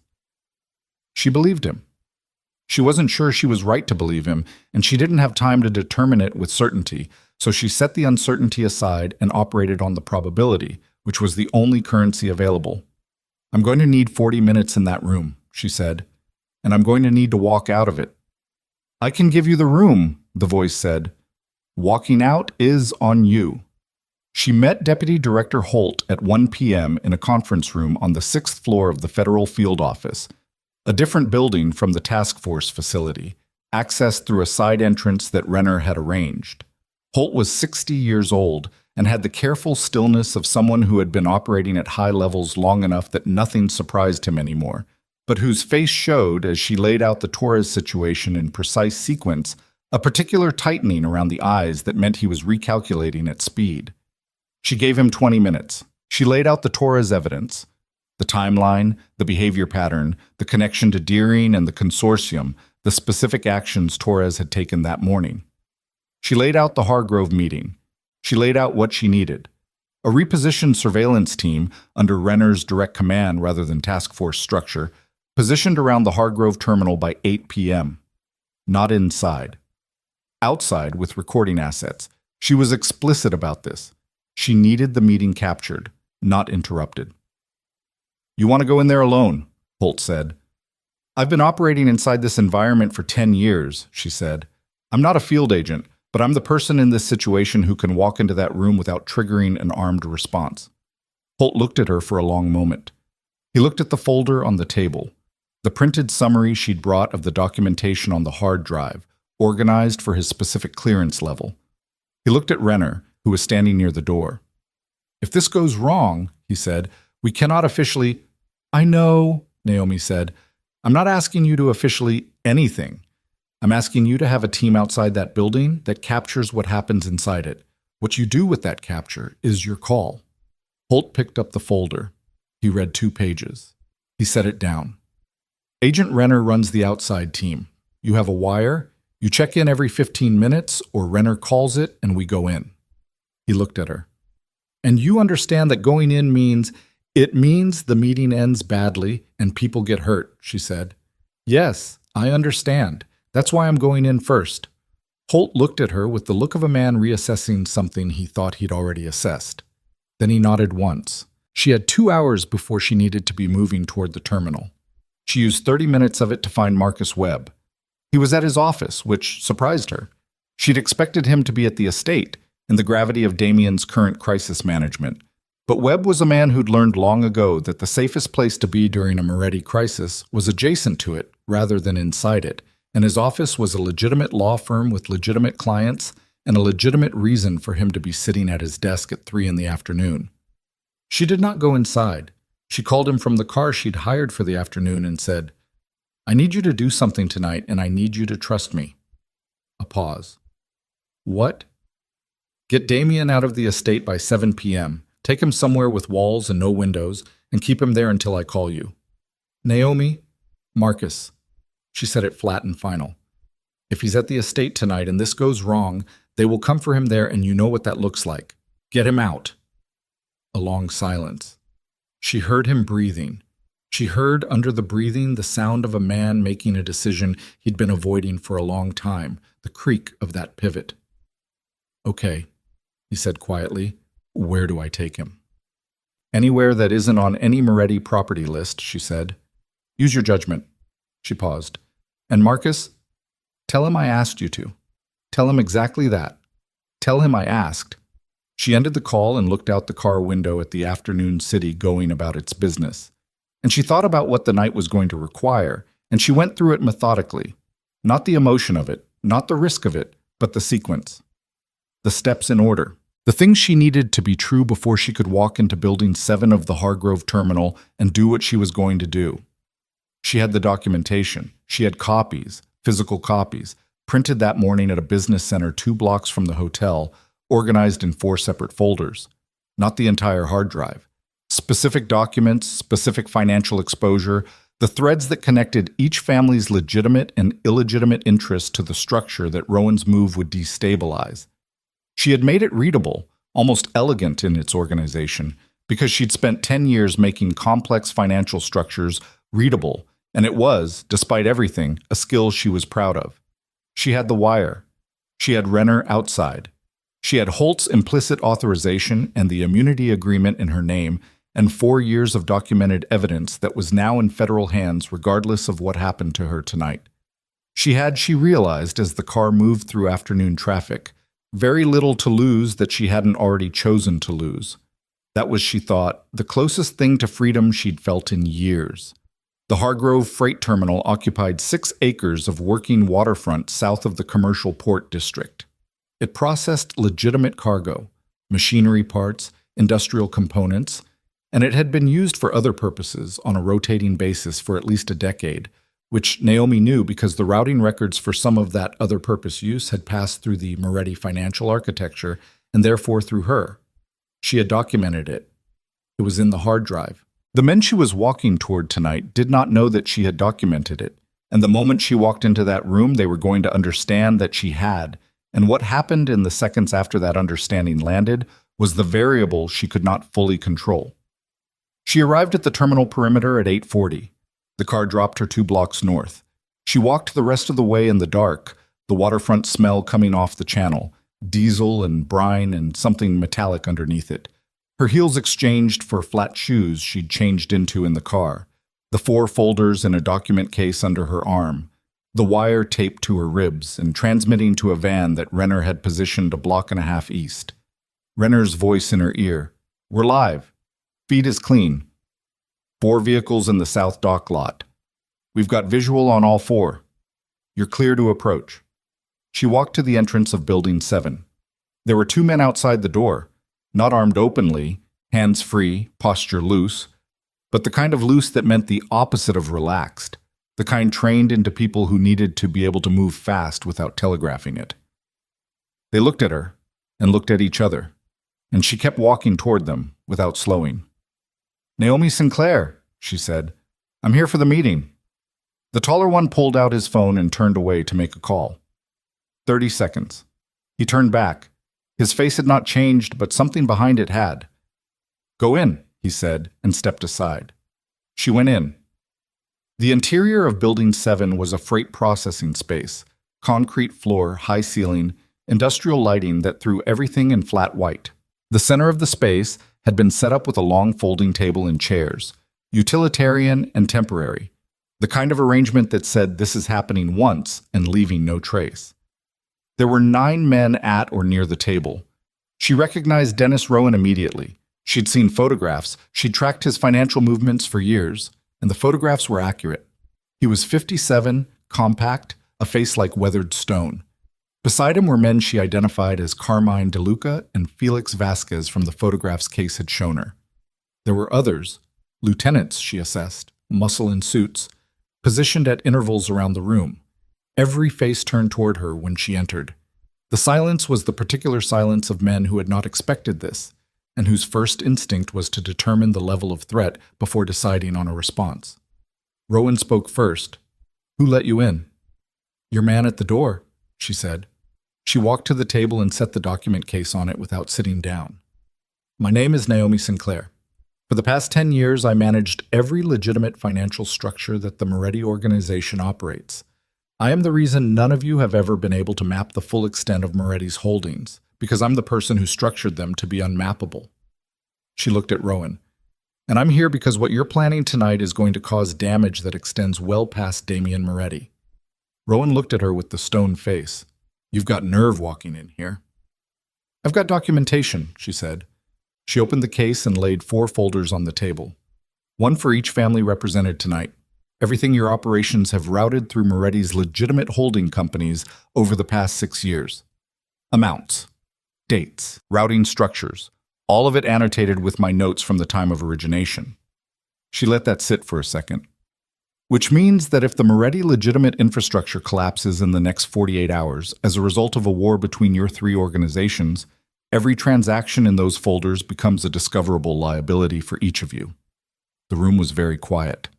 Carmine DeLuca was a large man with small, careful eyes, and he leaned forward and picked up one of the folders and opened it and looked at the first page. She watched his eyes move across the page. She watched them stop. "Where did you get this?" DeLuca said. And his voice was not loud, but it had a texture that meant he was further from calm than his posture suggested. "I built it," she said. "I built the structure, and I documented the structure because that is what I did for 10 years, and I did it carefully." "You're bluffing," Rowan said. His voice was flat. He hadn't moved toward the folder nearest him. "You walked in here with printed pages and a number, and you think that's going to stop." "I think you know it's not a bluff," she said, "because your analyst inside the federal task force told you 3 weeks ago that someone inside the Moretti operation had been building a documentation case. She told you it was probably financial. She told you it was significant." She watched his face. She watched the stone quality of it crack, just slightly, just around the eyes. She was right on all 3 counts. And she didn't tell you the person who built it was me because she didn't know, because Damien didn't know, because I was very careful about what I let him know for exactly this kind of situation. Rowan was looking at her now with something that had moved past assessment into something colder. "You're saying you've had us documented." "I'm saying the Moretti legitimate structure is a container that every family in this room has used," she said. "And I'm saying that container does not survive a shooting war between your 3 organizations. And I'm saying that when it collapses, everything that moved through it becomes visible. And the federal exposure that creates is not Damien Moretti's problem. It's yours." Felix Vasquez, who had not spoken yet, was a lean man in his mid-40s with the quality of someone who thought faster than he moved and moved faster than you expected. He was looking at her with an expression she couldn't fully read, and had been looking at her that way since she'd walked in. "What do you want?" Vasquez said. "I want you to stand down," she said. "All 3 organizations. Tonight. Let the situation with Moretti resolve without armed action." She kept her eyes moving. Rowan, DeLuca, Vasquez, the room's perimeter. She was tracking where the weight was. "I want the operations Vanessa Hale mapped for you to be walked back. I want the crew members who are currently positioned at those sites to be stood down." "And in exchange," Vasquez said. "In exchange," she said, "I don't move these documents." She looked at each of them in sequence. "I'm not here as a federal agent. I'm not here as Damien Moretti's representative. I'm here as the person who has the most complete picture of the financial architecture connecting all of your operations. And I'm telling you that the move you're making tonight is the worst outcome for every family in this room." Rowan leaned back in his chair. He looked at her with the cold look. "You're one woman in a freight terminal at 9 o'clock at night," he said. "You don't have leverage, you have paper." "I have paper in federal hands already," she said. "Everything in those folders is already documented with a federal investigator. What's in front of you is copies." She held his gaze. "What you're deciding right now is whether to continue on a path where the federal case against your operations accelerates immediately, or to stand down on a move that was always going to produce more chaos than you've accounted for." Rowan looked at the folder nearest him. He looked at it for a long time. She watched him weigh it, the pride of it, the commitment of it, the logistics already in motion against the exposure she was describing. She watched him run the calculation. He reached out and picked up the folder. He opened it. He read for 90 seconds. She counted, because counting was something to do with the part of her mind that wasn't managing the room, the men at the perimeter, the wire on her ribs, the 15-minute check-in window that was currently at 11 minutes since her last word to Renner. Rowan closed the folder. He looked at DeLuca. Some communication passed between them that used no words. Then one of the men at the room's perimeter, behind Naomi, to her left, the one she'd clocked as the most physically primed, the one whose stillness had been the brittle kind, said something in a low voice that she didn't catch, and she started to turn, and the movement in the room changed. It changed the way a room changes when someone makes a decision that everyone present registers before it's executed. A shift in weight, in direction, the intake of breath that means someone is about to move. She turned fully and saw that the man behind her had his phone to his ear, and his face had gone from controlled to something else, something urgent and stripped, and he said, loud enough for the room to hear, "They hit the Garfield Street site. 15 minutes ago, 3 men down." The room detonated.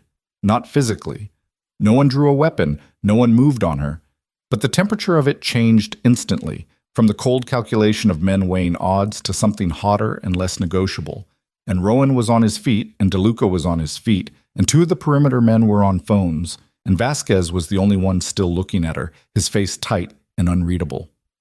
"That wasn't me," she said, and she kept her voice level even though her heart rate had gone to a number she was not going to estimate, because estimating it would make it real. "I did not authorize any action against any Moretti site.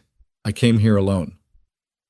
"Garfield Street is Moretti territory," Rowan said, and his voice was hard and stripped of any of the earlier calculation, and she could hear in it the thing that had been underneath the stone face all along, the anger, the readiness for it to go the way it was going.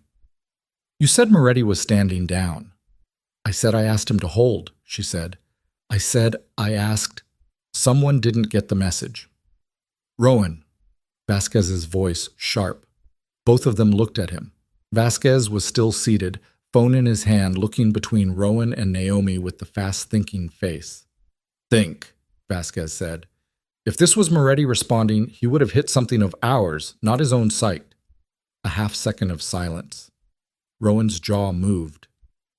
"Garfield Street is Moretti's," Vasquez said. "If someone hit it, it wasn't him, and it wasn't us." Which means the door at the far end of the building opened. Not the door she'd come through.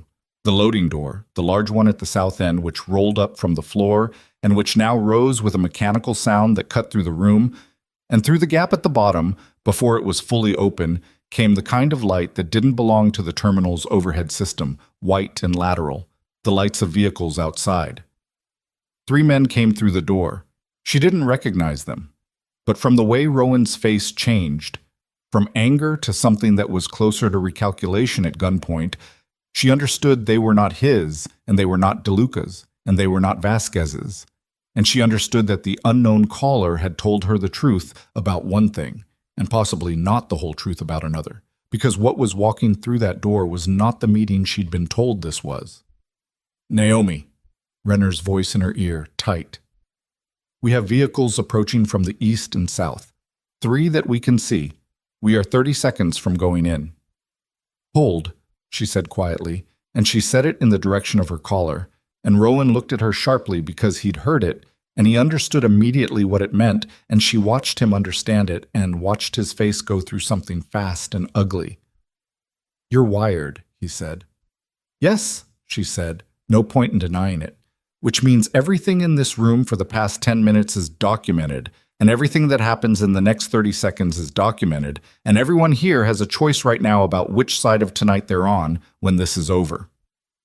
One of the men who had come through the loading door said, to no one specifically, "Where's the woman?" Rowan looked at her. Vasquez looked at her.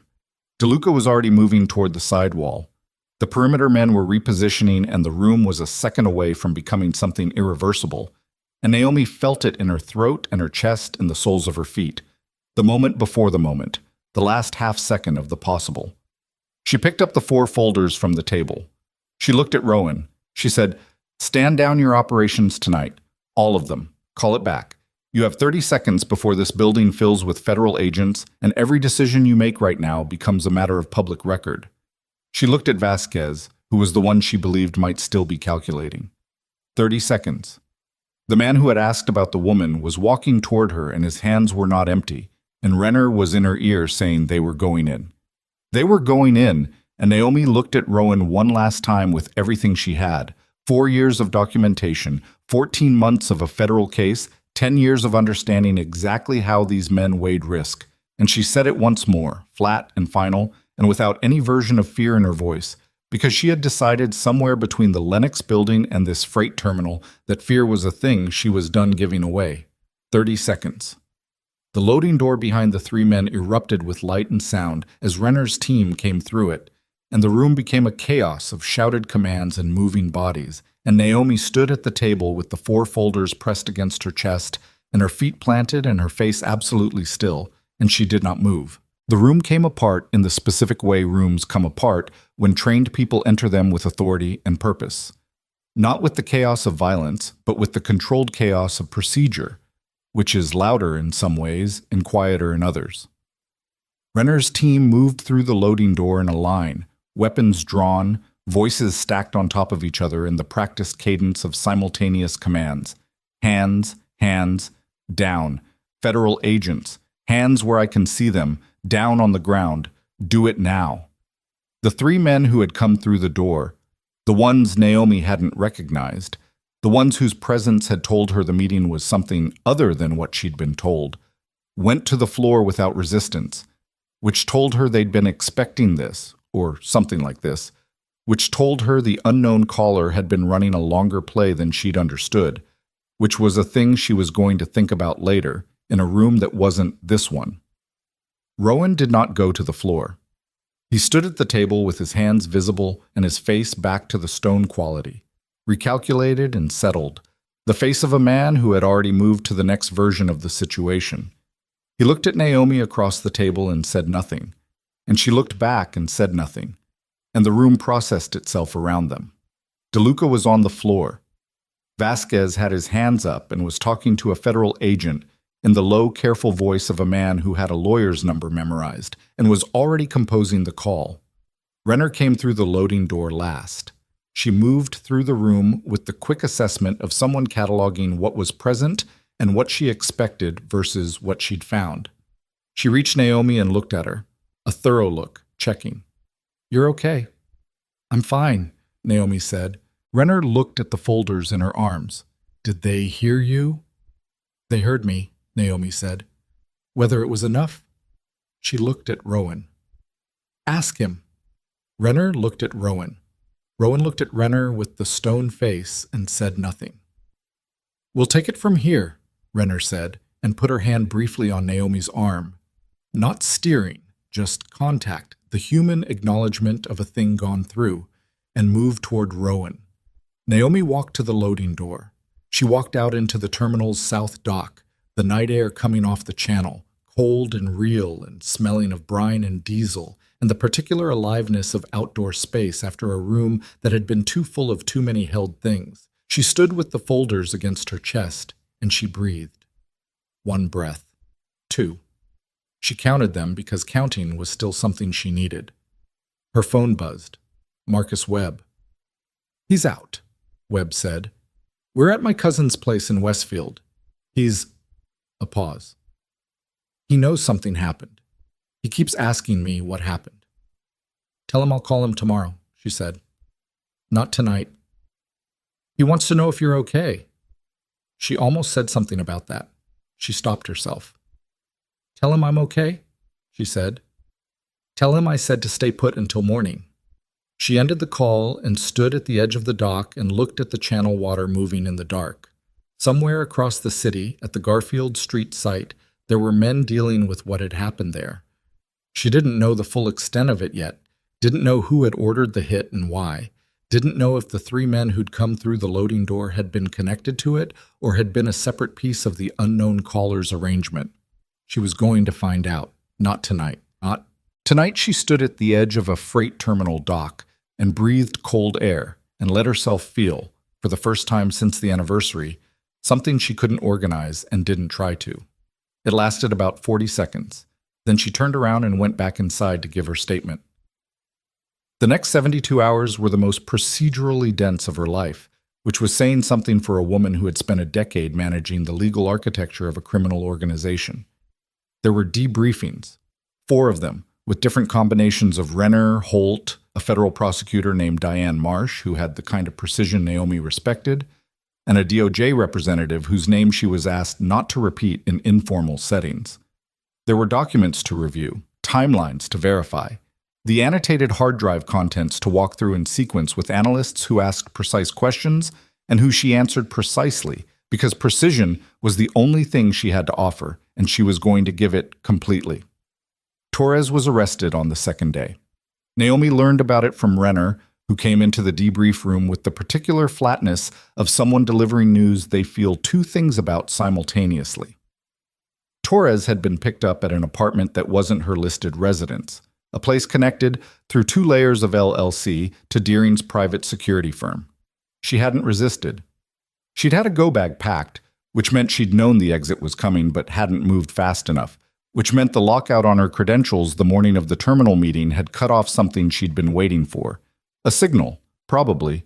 A clearance to move that never came because Naomi had called Renner before Torres could complete what she'd started. The Garfield Street hit was investigated separately. 3 crew members had been injured, none fatally. The men responsible were identified within 48 hours as freelancers with documented ties to a private contractor network. Not Rowan's people directly, not DeLuca's, not Vasquez's. The contractor network connected, through the kind of routing that took federal analysts a week to trace, to the same infrastructure as the unknown number Naomi had been receiving calls from. She sat with that for a long time. The unknown caller, the voice, the unhurried quality of him, the 2-year timeline he'd mentioned, the specific phrase someone who is not federal and not family, had been running a parallel operation whose goal was, as best as the federal analysis could reconstruct, to precipitate exactly what had happened, to force a confrontation between Naomi and the consortium leadership, wired and documented, before Rowan's operation could execute, to create a record of the consortium's coordination and exposure that would serve federal prosecution.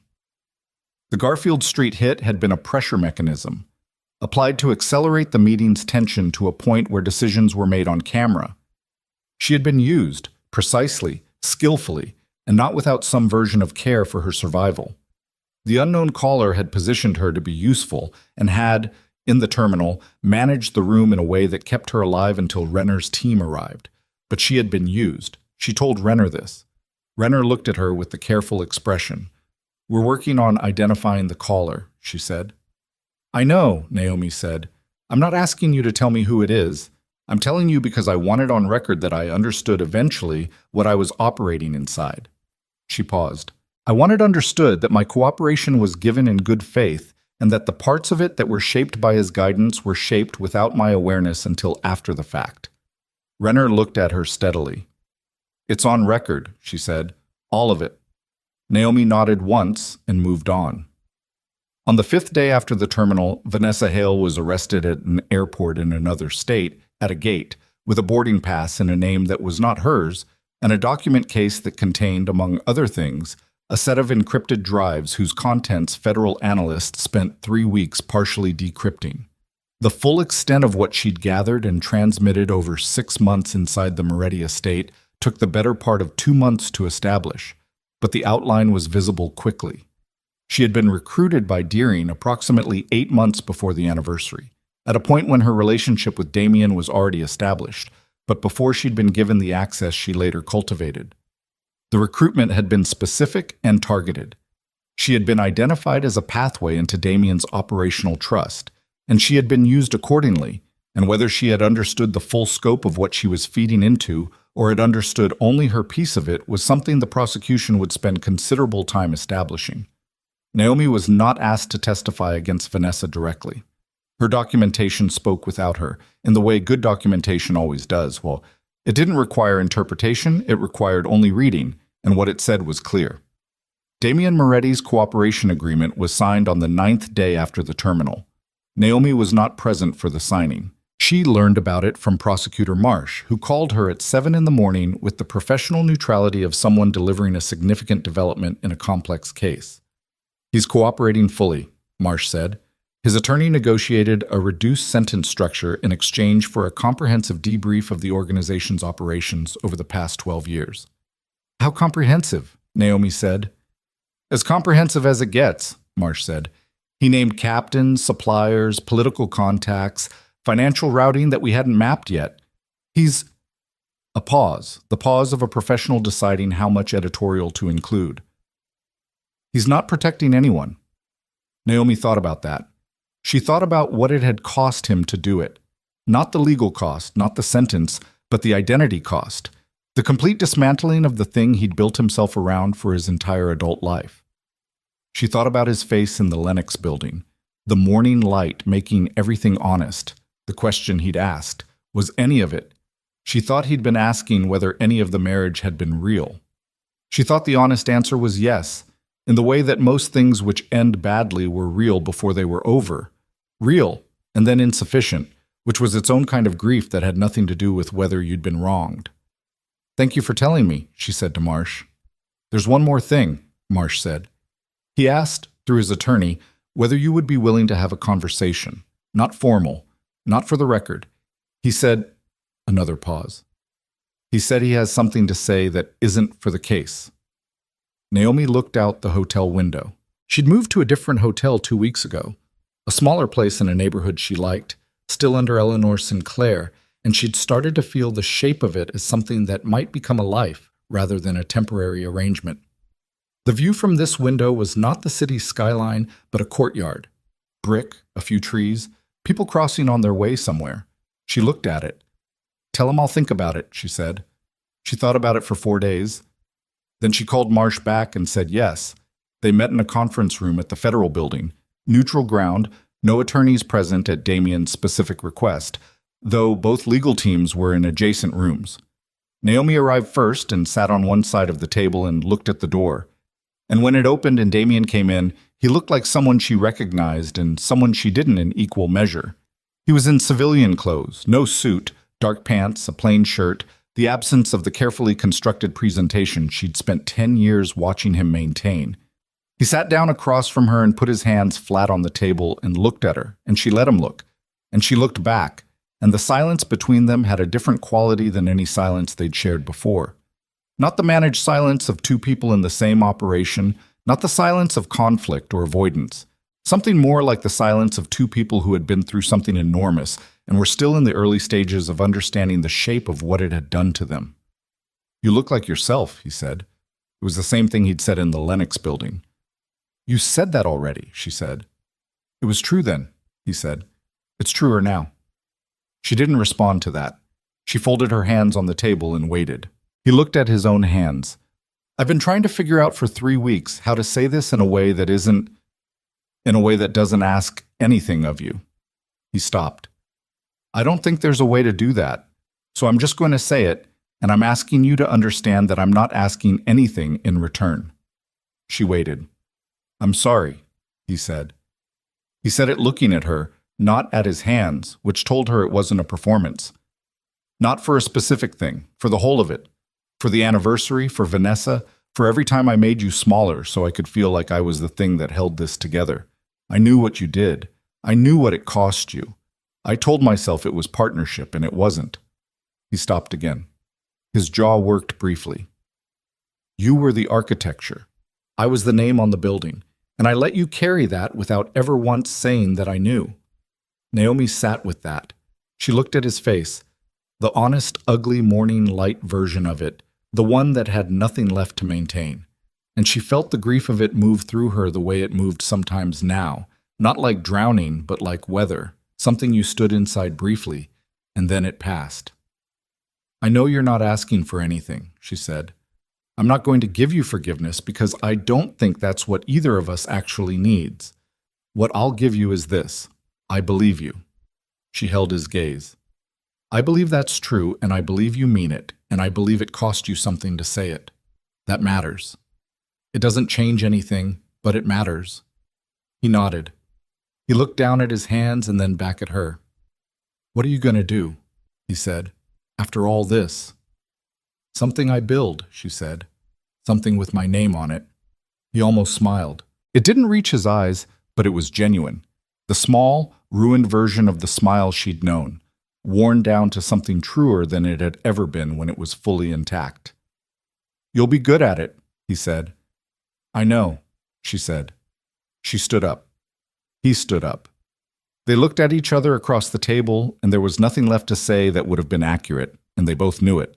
So she picked up her bag and she walked to the door, and she put her hand on the handle, and she stopped for one moment without turning around. Take care of yourself, Damien, she said. She didn't hear his response, if he gave one. She opened the door and walked out. The months that followed had the texture of construction, not dramatic, not cinematic, but the actual work of building something from the material available, which required attention and patience and the willingness to make decisions before all the information was in. She registered the company under her own name in the first month, Sinclair Consulting Group, LLC, Security Risk Assessment, Financial Structure Auditing, Organizational Compliance Consulting, the legal distillation of everything she'd spent a decade doing for a criminal enterprise, translated into a service that the legitimate market had, it turned out, considerable appetite for. She hired her first employee in the second month, a woman named Priya, 26, sharp and unimpressed with hierarchy, who had a background in financial forensics and who interviewed with the particular quality of someone who had done her research and was deciding whether Naomi was worth her time rather than the other way around. Naomi liked her immediately. She hired her at a salary that was honest rather than optimized, which was a principle she was applying to everything she built. Marcus Webb sent her a letter in the fourth month. Not an email. A letter, handwritten, which was characteristic of him. He was cooperating with the federal investigation in a limited capacity. His attorney had negotiated something workable, and he was in the process of leaving the legal profession and pursuing something he'd never told anyone he wanted to pursue, which turned out to be teaching. He didn't ask for anything. He said he hoped she was okay. He said he thought she was, from the way she'd looked in that coffee shop on Culver Street, and that he was glad he'd listened to her when she'd told him to start keeping records. She wrote back. Not a long letter. She told him she was okay. She told him good luck with the teaching. She told him she thought he'd be good at it. The trial proceedings were long and complex, and she was called as a witness in the 6th month for 3 days of testimony, and she gave it with the same precision she'd given everything else, direct, documented, without elaboration or emotion, where elaboration or emotion would have been theatrics rather than truth. Prosecutor Marsh told her afterward that she was the best witness the prosecution had ever put on the stand, which Naomi received with a small nod and moved on. Vanessa received a sentence of 11 years.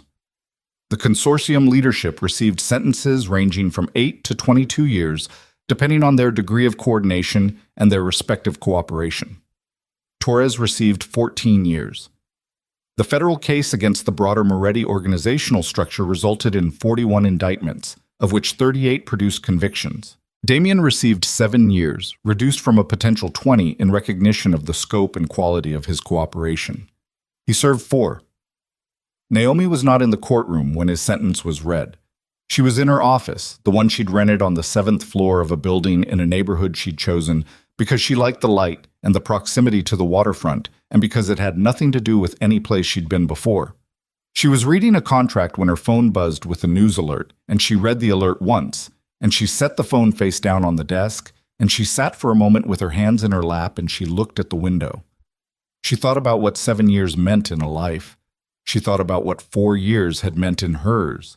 She thought about the night in the hotel room when she'd lain on the bed in the anniversary gown and stared at the ceiling and not slept. And she thought about how different a ceiling looked when you were looking at it from a life you'd built rather than a life you'd been organized around by someone else's needs. She picked up the contract and kept reading. Sinclair Consulting Group had 14 employees by the end of the first year.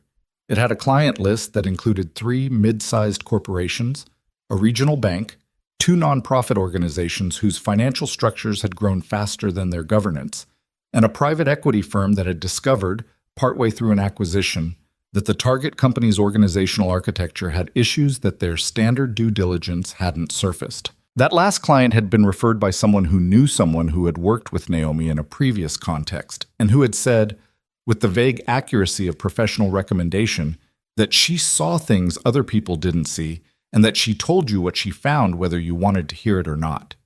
She expanded the office in the 14th month. She hired Priya's recommendation for the new financial forensics lead, a man named Tomas, who was meticulous and funny and who brought donuts on Fridays with a seriousness that suggested he understood their cultural function in an office environment. She hired an operations manager, a retired military logistics officer named Sandra Bright, who ran the internal systems with the kind of calm authority that made everything around her feel more organized just by proximity. She built something. It wasn't glamorous. It was often tedious and occasionally exhausting, and there were months where the cash flow required attention she would rather have given to other things. And there were clients who were difficult, and situations that were ambiguous, and decisions that she made with incomplete information and that she reviewed afterward with the critical honesty she applied to everything. Some of those decisions were wrong. She acknowledged it and adjusted. She did not catastrophize and she did not minimize. She just kept building. She moved out of the hotel in the 3rd month into an apartment she'd found and chosen herself, on the 5th floor of a building in a neighborhood she liked for reasons that had nothing to do with security sightlines. The apartment had large windows and wood floors and a kitchen she used, and she filled it slowly with things she chose deliberately. Furniture that was good rather than impressive, books she intended to read rather than books that said something about her, a print on the wall of a painting she'd found at a small gallery on a street she'd wandered down on a Sunday afternoon with nowhere specific to be, which was a thing she was still learning how to do, having nowhere specific to be. She called her mother on Sunday evenings. Her mother, who lived in a small city 3 states away, and who had met Damien twice and had said, on both occasions, nothing that Naomi had wanted to hear, which was its own form of accuracy. Her mother did not ask about the trial or the company or the apartment. She asked about Naomi, what she was eating, whether she was sleeping, what she'd done that week that wasn't work. These questions had irritated Naomi for most of her adult life. They didn't anymore. 4 years after the anniversary, on a Thursday evening in October, Naomi was working late in the Sinclair office. Just her, the rest of the staff gone, the building quiet in the way it got after 7 when the corridors emptied out. When her phone rang with a number she didn't recognize. Not unknown, just unfamiliar. A number she hadn't stored, calling from an area code she didn't immediately place. She answered it. "Naomi Sinclair," she said. A pause. Then a voice she recognized and had not heard in 4 years. "It's Damien." She sat with that for a second. She'd known it was possible. She'd known his sentence had been reduced, had seen it in a news alert she'd read and set aside. And she found that she was neither surprised nor unsettled, which told her something about the distance 4 years had put between her and the thing that had once been central to her life. "Damien," she said. Even, neutral, just his name. "I'm not—" He stopped, started again. She could hear in his voice what 4 years had done, not to his vocal quality, which was the same, but to the weight it carried, the particular compression of a man who had been in a confined space long enough for it to change the dimensions of what he thought was important. "I wanted to call. I said what I needed to say before in the federal building. I'm not calling to add to that." "Then what are you calling for?" she said. "To tell you I'm out," he said. "And to tell you that what you said to me in the Lennox building—" He stopped again. She waited. "About a controlled outcome still being possible. You were right. And I know you didn't say it for me. I know it was about the investigation and the city and the people who would have gotten hurt, but it was right for me too, and I wanted you to know that I know that." A pause. "That's all." She looked at the window, the city at night, the lit windows of other buildings, other people in other offices and apartments, and the spaces of their own lives. She thought about the version of herself who had stood in the kitchen of the Moretti estate and left a ring on the counter beside the sink. She thought about what that woman had known and what she hadn't known and what she'd built since then with the material that had been available. "I heard you got involved with something," she said. "A program. For young people. A pause. Surprised. Yeah, he said. A nonprofit. Mentorship, job training, targeting kids who are where I was at 17. He paused. It's not, he stopped. It's not glamorous work. The unglamorous work is the only work that holds, she said. A silence. She heard him breathe, then, yeah, he said. That's what I'm finding. She looked at her desk, the contract she'd been reading, the lamp making a circle of light on the surface, the ordinary materials of the life she was building. Take care of yourself, Damien, she said. The same words she'd said in the federal building. She meant them the same way she'd meant them then, genuinely, without warmth that she didn't actually have, without coldness she didn't need to perform. You too, he said, and then, after a beat, something she hadn't expected. You built something real, what you're doing. I've read about it. She almost said something. She stopped herself. Goodbye, she said, and ended the call. She set the phone on the desk. She looked at it for a moment. Then she looked at the contract and picked it up and found her place and kept reading, because the contract had a deadline and the deadline was real and the work was what was in front of her, and that was sufficient, and she knew it was sufficient, and that knowledge, the quiet, ordinary certainty of it, was not small. It was, in fact, the whole thing. Outside, the city moved through its evening the way